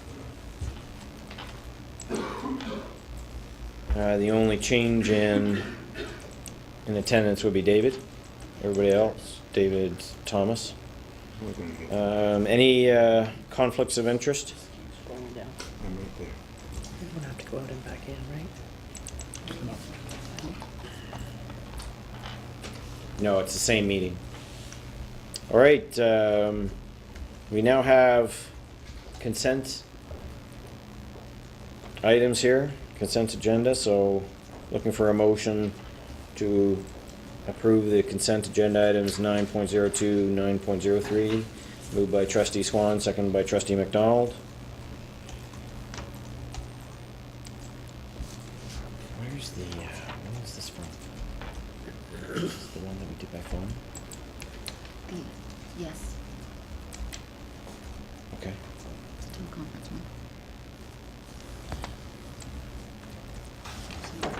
one. Okay, that passes. Report from private session, Committee of the Whole, October 1st, 2012. One contractual matter was discussed and no recommendations are being brought forward. Move on to report from Committee of the Whole, September 2006. There's only one motion, and 2000. What did I say? 2006. September 26, 2012. Thank you for the correction. There's just one item from that we need to vote on. Are there any other comments or questions? Business arising? Okay. I have a recommendation from Committee of the Whole that the Upper Canada District School Board direct administration continue to work to comply with PPM 150 while ensuring the sustainability of secondary school cafeterias. Somebody want to move that? Trustee McDonald, Trustee McMillan, any comments or questions? Please cast your vote.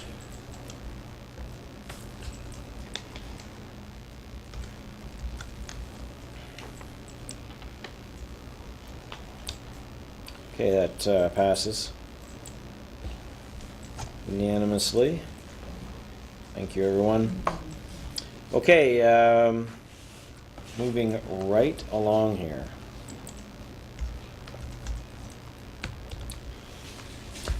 Comments, remarks, trustees. What do you want? Trustee McPherson. I will be reporting in a minute too, so go ahead. Trustee McPherson, go ahead. Okay.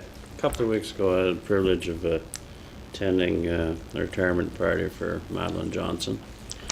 She's top of our board for, I guess, 40 years.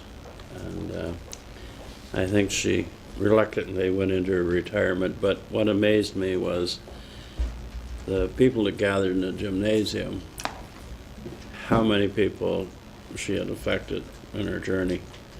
And so it was a great afternoon. a great tribute to a great teacher. And they even got Rick Mercer into the mix. He admitted that she had never taught him, but he sent a webcast to the school congratulating her in retirement and wishing her well in the coming years. So I don't know how they pulled that one off, but they did. So anyways, that's it. Thank you, Trustee McPherson. Any other comments? Trustee Carpenter? I attended the OBSPA program committee meeting last week in Toronto, and one of the things that came out of that was the information about the mental health conference coming up on October 25th and 26th. And I was curious to know if we have many people going from Upper Canada Board. They're encouraging students to attend this as well.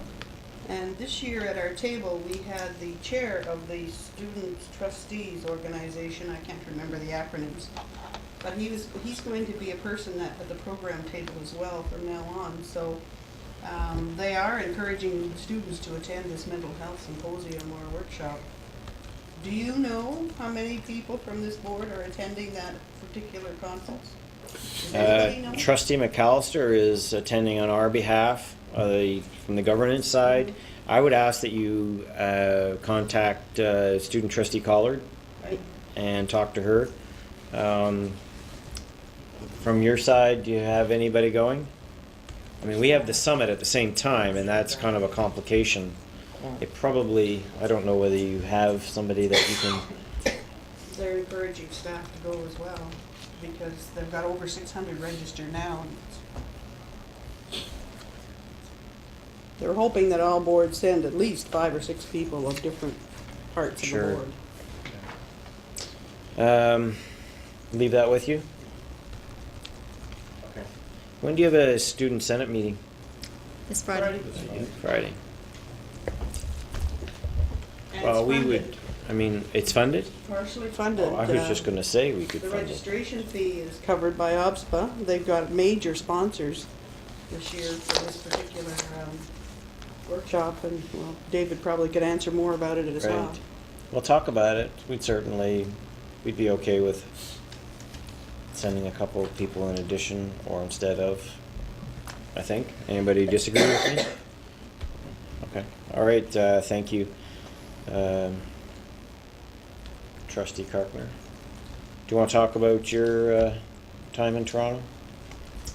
I too attended the OPSPA policy meeting, and that's all about that's about all I'm going to say about it at the present time. Trustee Garrow? Yeah, thank you, Chair. Yeah, I attended the Akwesasne Mohawk Board of Education meeting. I just gave them a heads up on the situation, negotiations, of course, with our board and the province. And I did send you an email, a bit of a verbal report on that at first they were a little bit, Dr. Montour was concerned that we were being a little rough, but after hearing and seeing a lot of things, he says, wow, he was really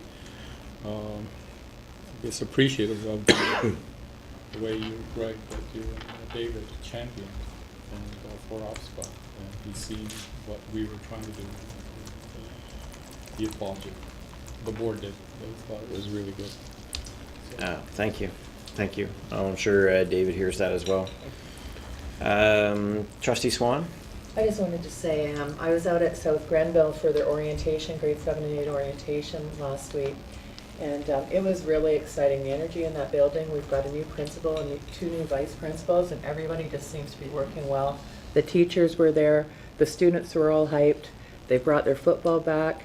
I was talking to them about attending, the principal about attending the food bank's 10th anniversary the next day. And he mentioned that, he sent me some information that I wasn't aware of, that the business class at South Grenville, I think it's their 4th year, for raising items for the food bank. And last year they raised over 2,500 donations for the food bank, which I announced at the food bank because they were launching their food drive starting on last Monday. And I just think they have to be, the students have to be congratulated on that. It was actually funny. because I missed the ribbon cutting, and I'm not mentioned as being there. But the reason I wasn't was because I had numerous senior citizens coming up to me after the speeches were done and at the food bank, asking why the students weren't knocking on their doors. So I explained our policies, that we can't go door to door, but I've been speaking to some people in the community to see if we could have a site, because these seniors really want to contribute to the high school. And I just thought that was kind of really exciting for Prescott, and to see the community involvement and how they're behind their students. Pull that policy for me. Let me see, is that just, I'm interested, does anybody know anything about that policy? Because that, I thought that was more narrowly defined as fundraising. Oh, Don't encourage it, I think is the words. Yeah. I wonder if this is different though. Yeah, but it was, you're right, it was to fund anything. Because, anyway, while you do that.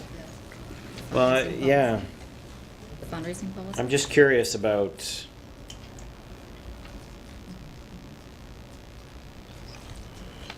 anyway, anybody else have anything to say? I'll read. Trustee McMillan. Before you do your report, I noticed, but there's something I want to say to all of us, and I'm going to read it. I don't normally read my remarks, but I don't want to leave anything out. So forgive me for reading. As we move forward into challenging times, it's important that we take a moment and reflect on the who is in charge of the schoolhouse issue. To move our agenda in this debate forward takes courage, determination, leadership, and creativity. I would like to express my most sincere thanks to Greg for taking on this challenging and I am sure very demanding role. Greg has remained totally committed to our message and to our why behind the concerns. It's important to me, and I'm sure I speak on behalf of all of my fellow trustees, that we continue to show our support for the efforts being made on our behalf by our chairman, Greg Petersma. Steve Jobs, founder of Apple, once said, if you're working on something exciting that you really care about, you don't have to be pushed. The vision pulls you. I know we all share this feeling, and I'm particularly grateful to Greg for the crucial role he is playing in supporting and promoting the power of local representation and community voice through the who is running the schoolhouse debate. Through provincial discussions, the Upper Canada District School Board has been seen as a leading board in the support of local representation in public education. We are seen as true leaders and becoming known as a board who stands proudly together for what we believe in. We fight for what is right, and we will not shy away from crucial conversations or crucial confrontations. It is so important that local representation is maintained and continues to be a part of the political process at all levels of decision making. Greg has worked diligently to get our message heard by others, and in doing so has forced many to open their minds and pay attention to what lies before us. It has not been a straight road, nor has it been an easy road, yet Greg has remained committed to our message. In conclusion, I want Greg to know that he has the complete trust and support of the board when he speaks on our behalf. He has and will continue to have our endorsement to speak for us as the Board of Trustees from the Upper Canada District School Board when debating the important issue of who is in charge of the schoolhouse. Thank you, Greg, for your hours of dedication and true leadership.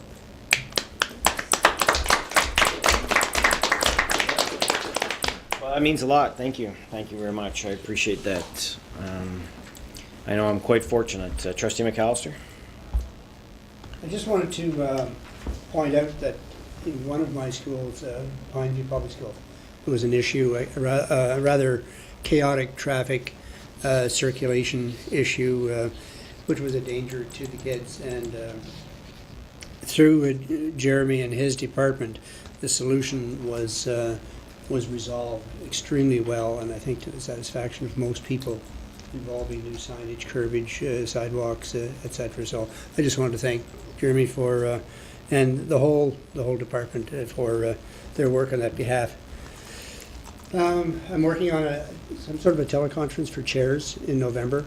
It's a further follow-up to what Carol had done last year. You mean school council chairs, right? School council Yep. chairs, yes. Graduation at Athens District High School was a big success, and as was the country fair at Athens. So all I can say at the moment. Okay. Anybody else? Trustee McCray? Just to tell you, I continue to work on the concerts for Champions for Kids, and I'm hoping that everyone here will seriously consider purchasing a ticket for that. Either one or the other, one in Carton Place or the one in Melmont. I also attended the graduation for Carton Place District High School, and it went off without a hitch. It was a wonderful ceremony they had. And I was also invited to be part of a program called Victory Trees with the town of, which involved the town of Carton Place, one of their councillors, Robbie Provert, who took the initiative to apply for grants through TD Banks, and then got matching grants from the town of Carleton Place to commemorate, I believe it was 49 veterans who had lost their lives.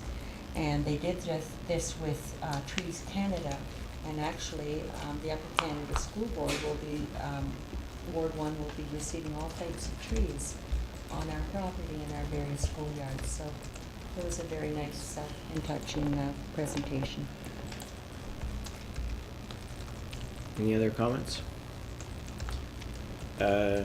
Anybody else? Okay, trustees, I just want to update you on a couple of events that have transpired since our last meeting. Last time we were here, you know, before I get started, you know, the support that we have working together, you guys, I mean, we don't often have the chance to talk to other boards.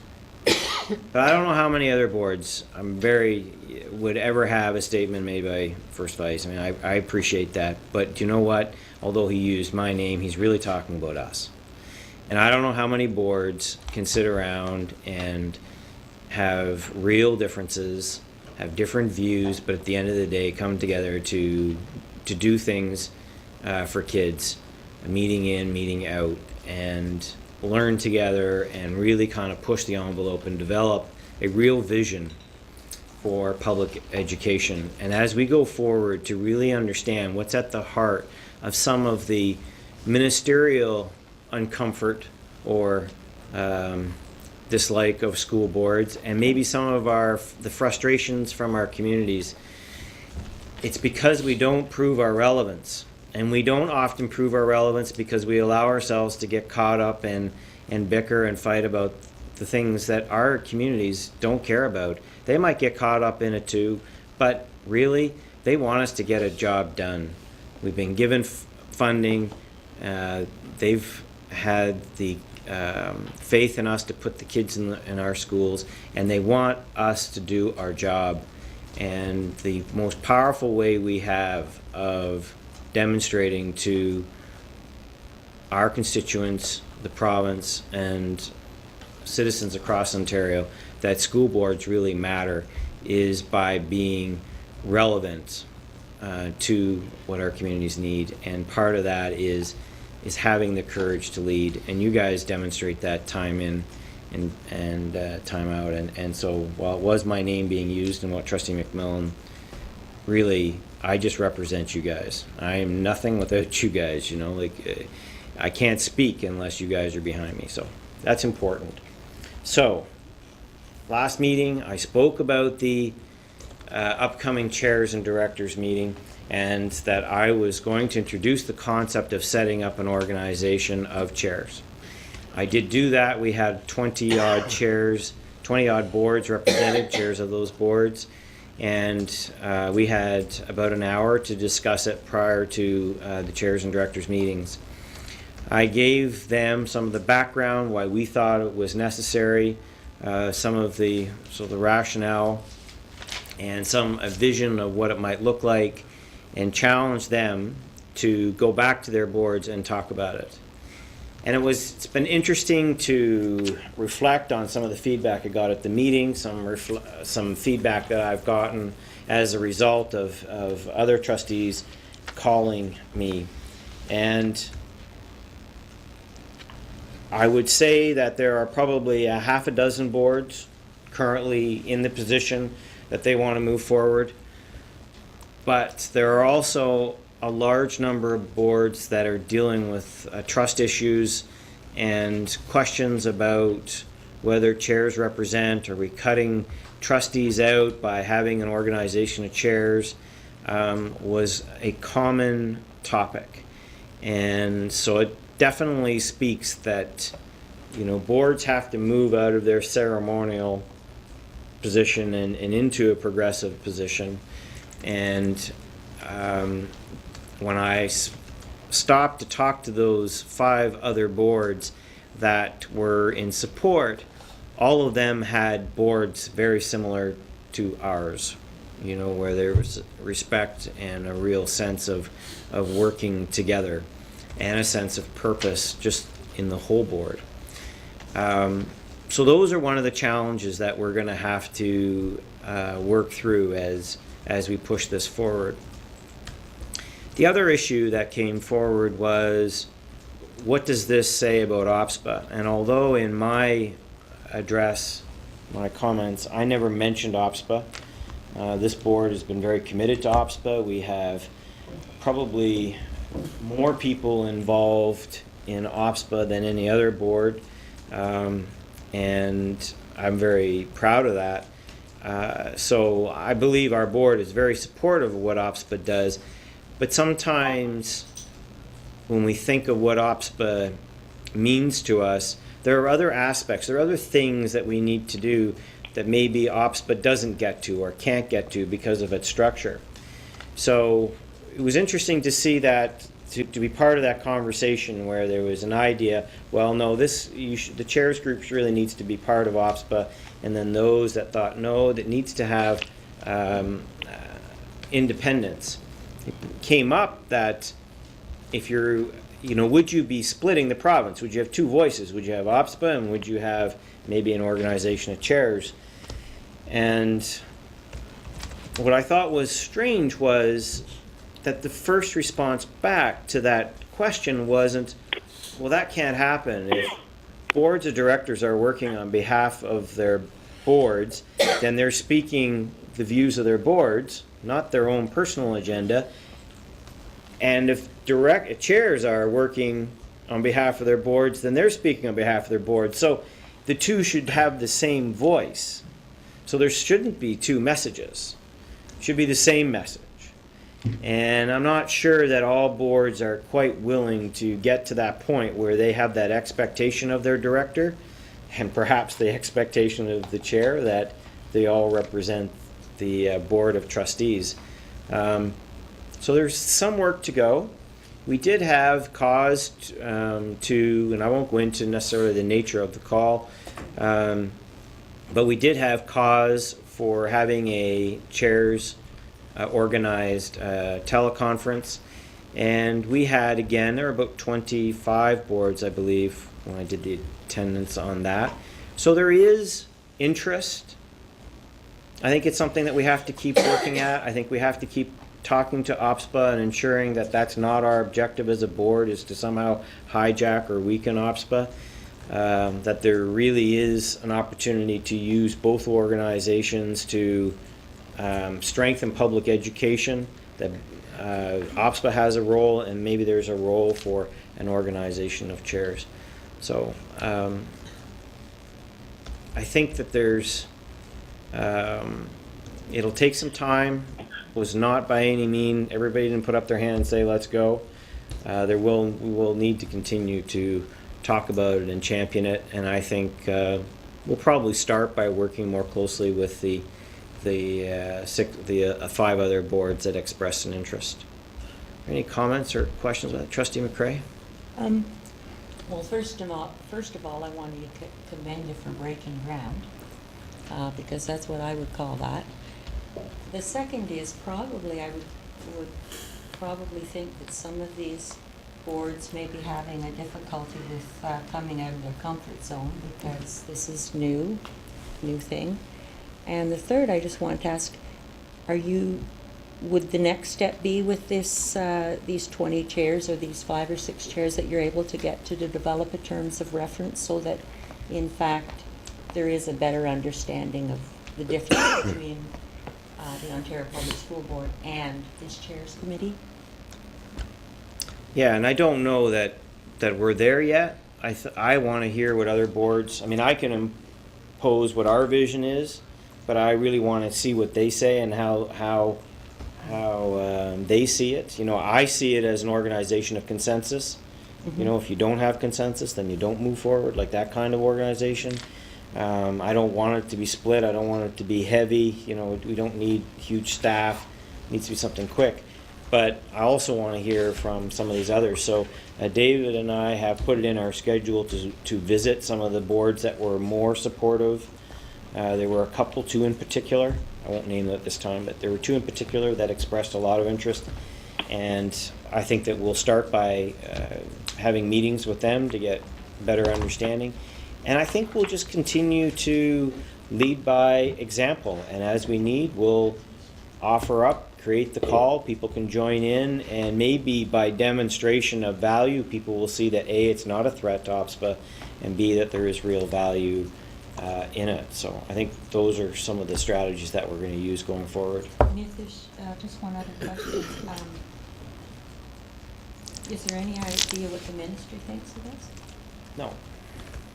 And you know, that's an interesting question, because it raises a perspective inside education that I think may be part of one of the things that we've never really talked about. When we talk about education, when OPSPA talks about education, and David, I think you can verify this. Certainly my experience was, Trustee Buckland as well, that when they speak, they're speaking to the minister. Like, that's their focus. And you know what? I think we ought to turn it around. And I think we ought to be speaking to our constituents. One of the things I tried to point out is that we have hundreds of representatives. I think I calculated roughly like 375 representatives in every community in Ontario that are public school board trustees. We don't leverage that kind of access. I mean, the very people that vote for the governments that put in the policies that make it difficult for us to do our job, we see these people every day in our stores. And we need to focus ourselves on those people, those policymakers, the voter, and telling them the story, because I think that OPSPA does a reasonably good job of feeding into the minister's need for information. And I don't see the chairs group necessarily really adding to that. I think the work that Carol is doing in her committee, and you're doing in your committee, John, and the work that you do, Peter, and our directors, I think really satisfies that. So when you raise that, I think it's something that needs to be discussed. You know, how much focus do we take away from the minister and talk to the people that we represent? And certainly when I write the blog information, I'm not writing to the minister. I'm writing to the people, everybody, because I can't believe the minister cares. I mean, honestly, if she's reading my stuff, I'd be surprised. If she's reading our stuff, I'd be surprised. That's my opinion. I don't know. Maybe somebody else would have another view. Do you have anything to add? Yeah. Are you finished then? I think, just to echo some of Chair Peterson's remarks, I mean, I think OPSPA has had an attitude or philosophy that they were an advocate for promoting public education. They've become more of a lobbyist group as opposed to anything in order to try and convince the government to do certain things based on what we deem to be priorities over a given year. Board of Directors meets on a regular basis, but not on a frequent enough basis to sometimes to deal with some of those issues. I would say that this board in particular and a couple of other boards have tried to push the agenda forward with OPSPA, but we need to change the dynamics a little bit. We need to make sure that we become the voice of public education rather than People for Education or any other agency or other group that might be out there that would have that what would appear to be that voice when whether it be reporters or the general public want to go to get a response. I think the philosophy of advocating and lobbying the government to change attitudes is a difficult one, because a lot of it's done behind closed doors, and it's not seen in the public as to what's transpiring. It's successful sometimes, but not successful in other ways.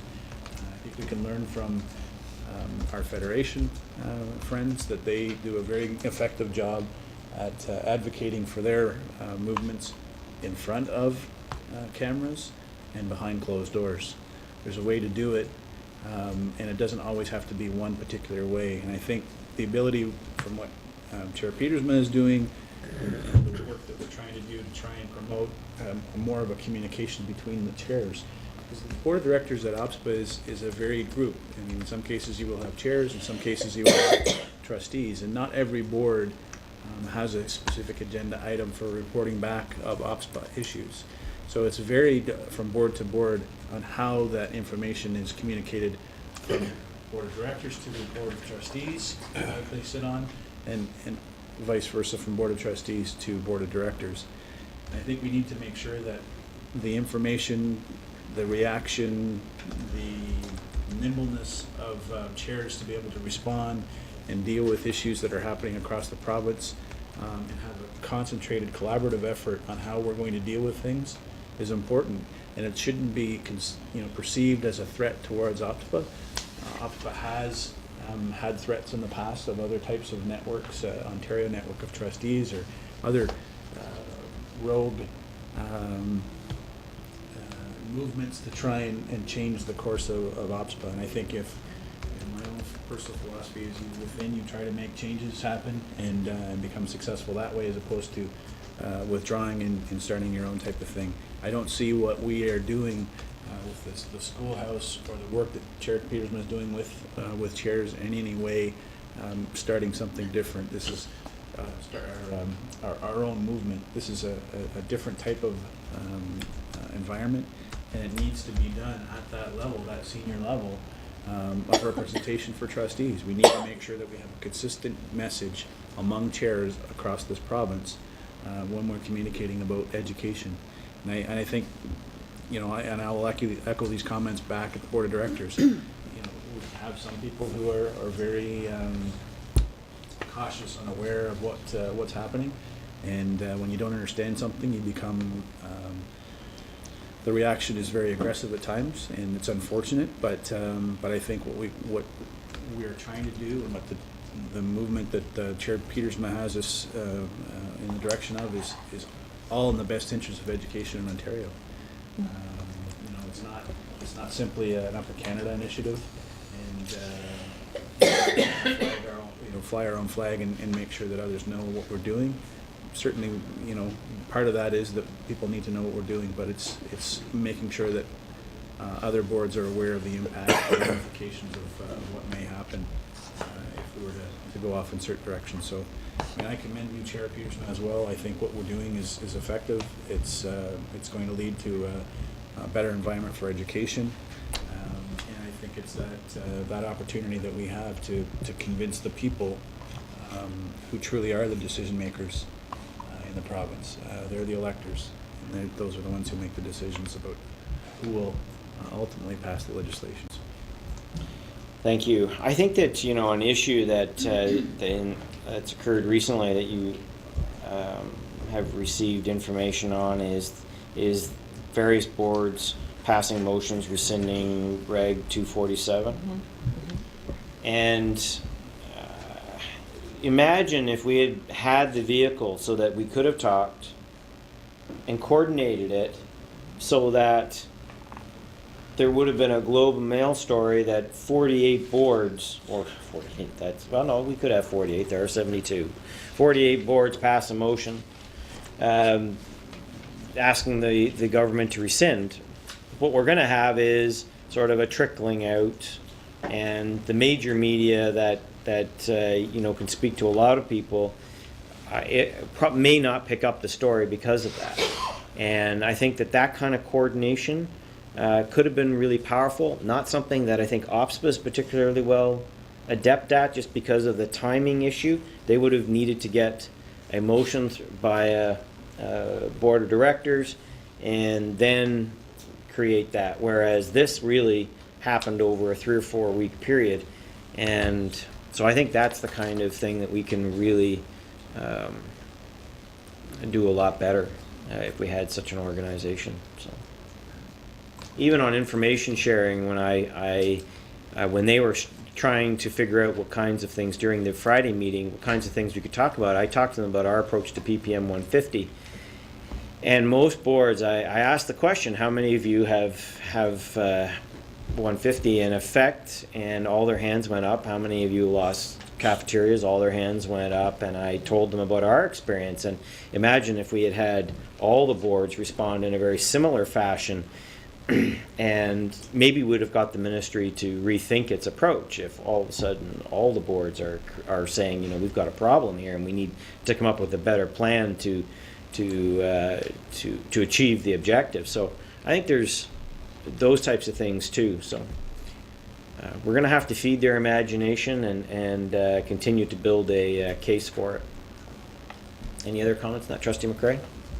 I just, the only reason I asked that question about what the ministry thought is, I think it's good to shake things up now and again. I really do. And I think that I'm hoping through, you know, both through the blog and through this, putting this group together of different chairs, that in fact we will shake it up a bit. And that in fact it will be in the best interest of our students in public education. So I just wanted to confer, like, why I made that statement. It wasn't for any other reason. In addition, last night I taped a 20-odd minutes a piece for a new podcast about education issues in Ontario. It's called Staff Room Radio. It has one episode. I will be, I'm assuming, part of episode number 2. I will tweet the link when it pops up. They don't have the latest edition. There's one episode already. So if you Google Staff Room Radio, you can have a listen. And I think that this is kind of something I always kind of thought would be kind of fun to do. Never had the time to organize, but something pretty neat. And these guys know their stuff. One's an elementary teacher and the other one's a secondary teacher. And they've got some interesting things to say. And I also mentioned to him some of the other things that we'd kind of like to see conversations on going forward. So look for that. The topic was who's in charge of the schoolhouse and thoughts on Bill 115. Okay, any other comments? All right, need a motion to adjourn. Trustee McMillan and Trustee Karkner.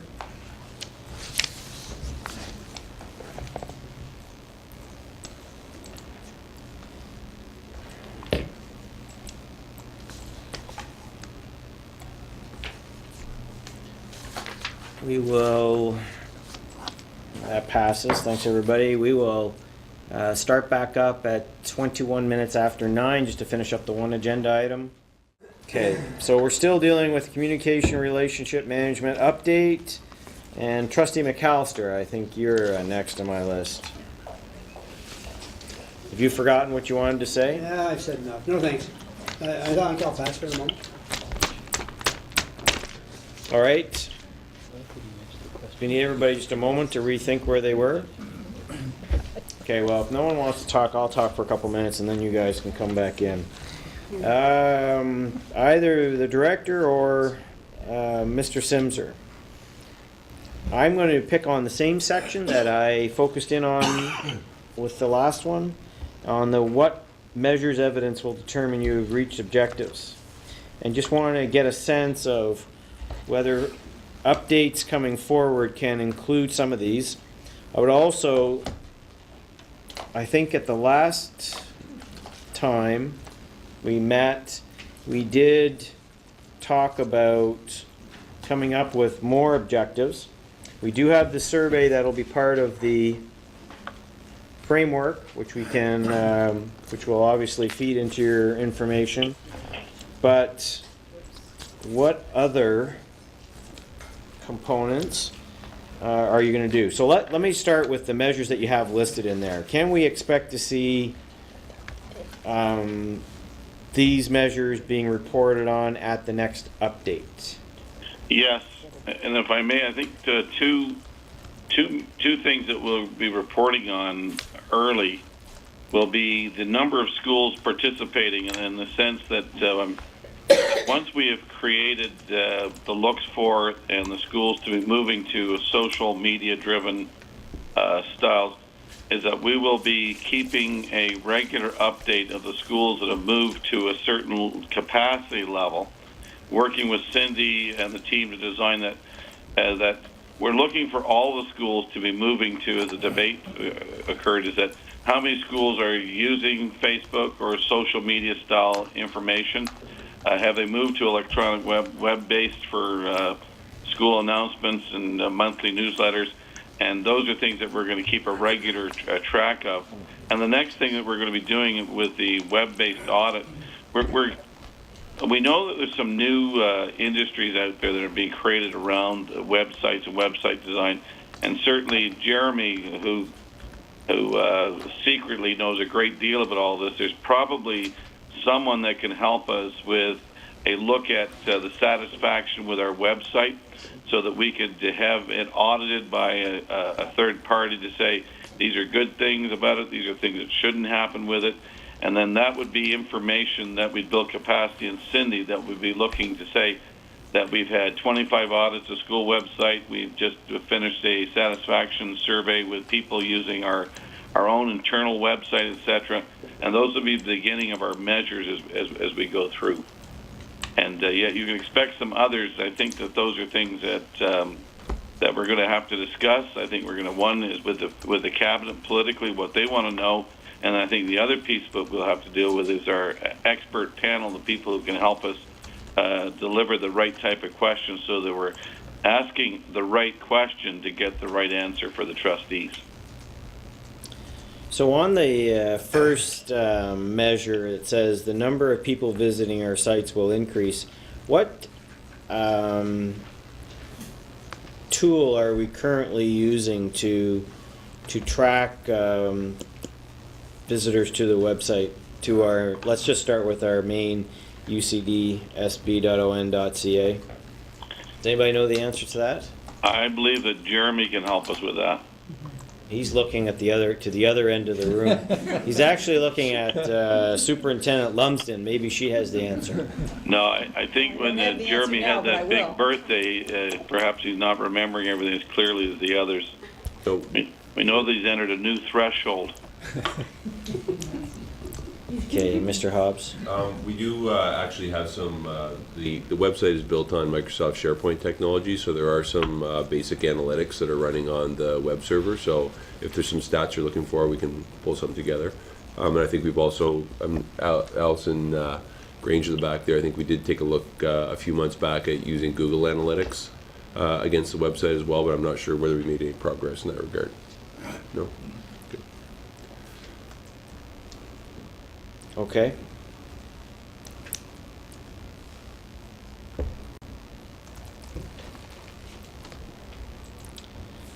Anybody have a question yet?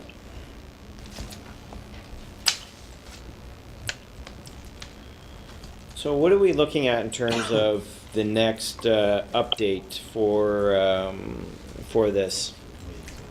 I think we have quite a bit of work in front of us, and what I'd like to do in the probably either late February or early March at that particular meeting, is I'd like to bring you the draft of the strategic, the communications relationship management strategic plan, so that you can see that.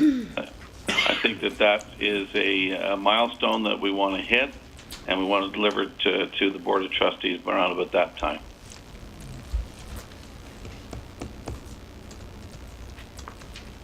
So at that time, could we get sort of a first read on the measures that at least you have in C49?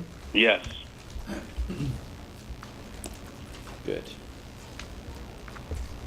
Anything else, trustees?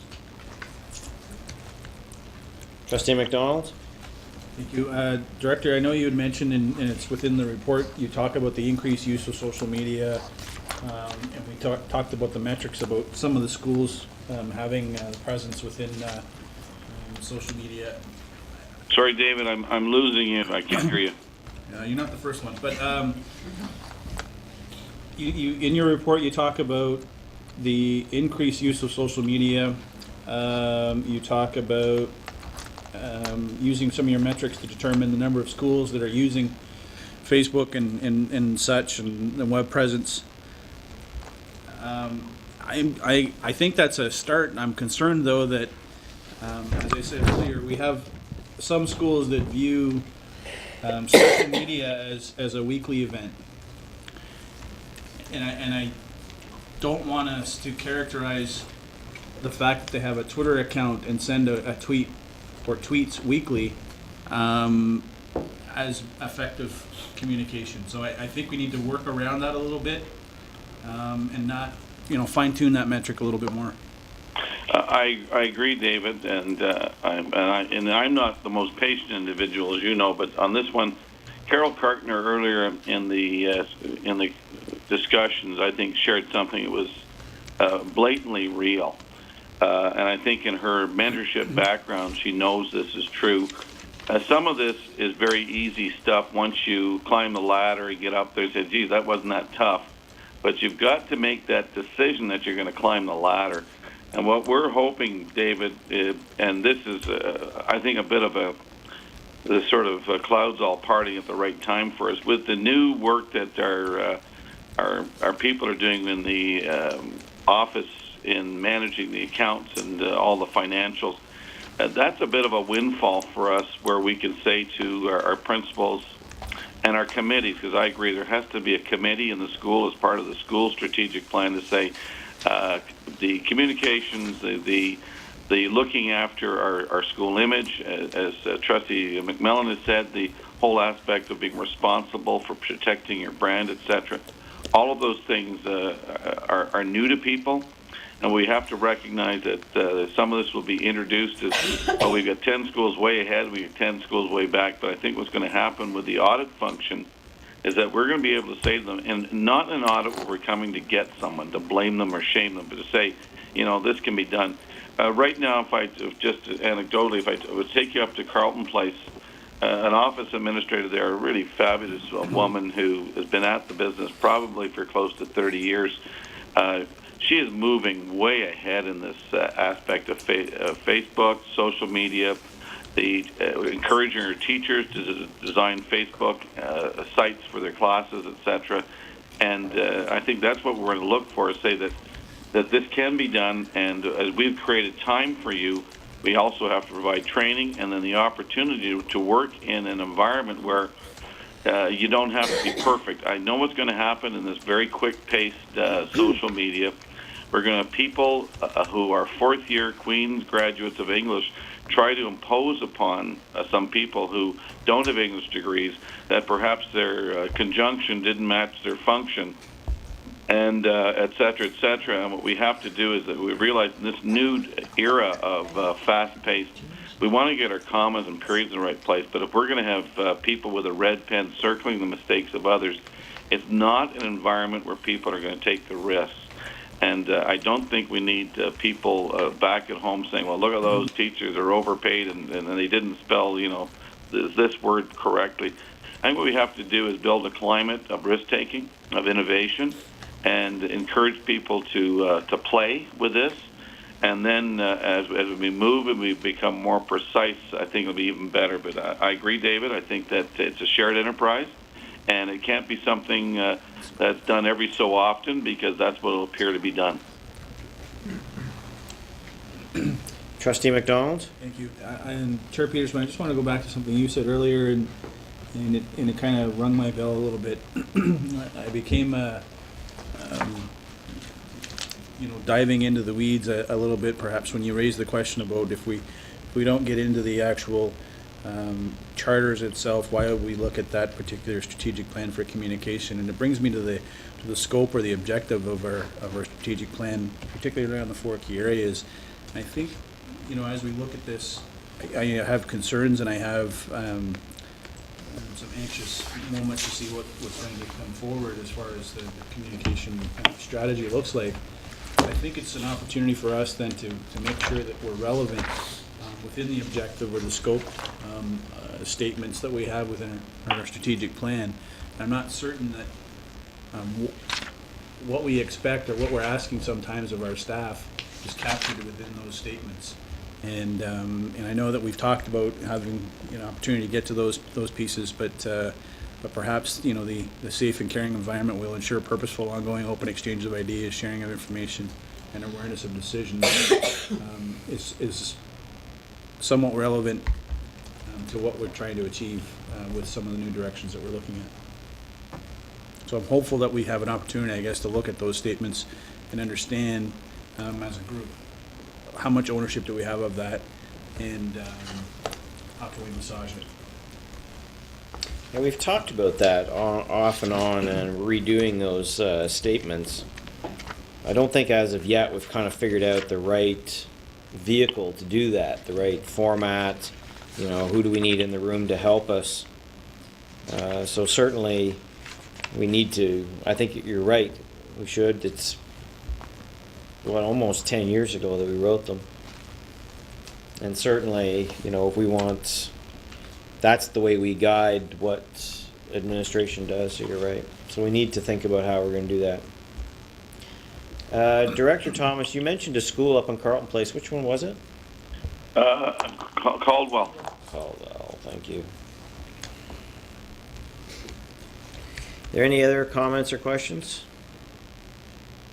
So we're going to get a report back in late February, 1st of March, first couple weeks of March, and we're going to see a draft at that time. Now, did you mention what process you were going to use to develop that? Are you going to use one of your cabinets, or how are you going to? What process are you going to use to develop your strategic plan? I'll take you through how I see this working out. One is that, first of all, Terry and I are going to sit down and scope out the nature of what you're asking us to do. We're going to pull his team together, including Terry Davies, the accountability and alignment manager. We're also going to ask Lisa to attend to keep notes of what we're doing. We're going to sit down with a team and rough out what I would consider really a scaffolding of the issues that we're facing. We're then going to put something together in a very preliminary draft that we're going to share with the cabinet. We're going to also with our key stakeholders, our advisory committee, that's going to take a look, particularly at the technical side, which I must tell the trustees is not my strength. The technical things that we want to do with some of the new things that we're looking at as to how that will fit in.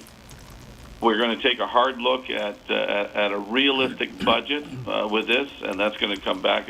And then in the, as you said, probably late February, March, we're going to have a draft we're going to bring back to the trustees. And I think that will be an important time to say, now this, we all own this. We're all in the shared enterprise of communication. Move forward and get at it. Okay. Any other comments?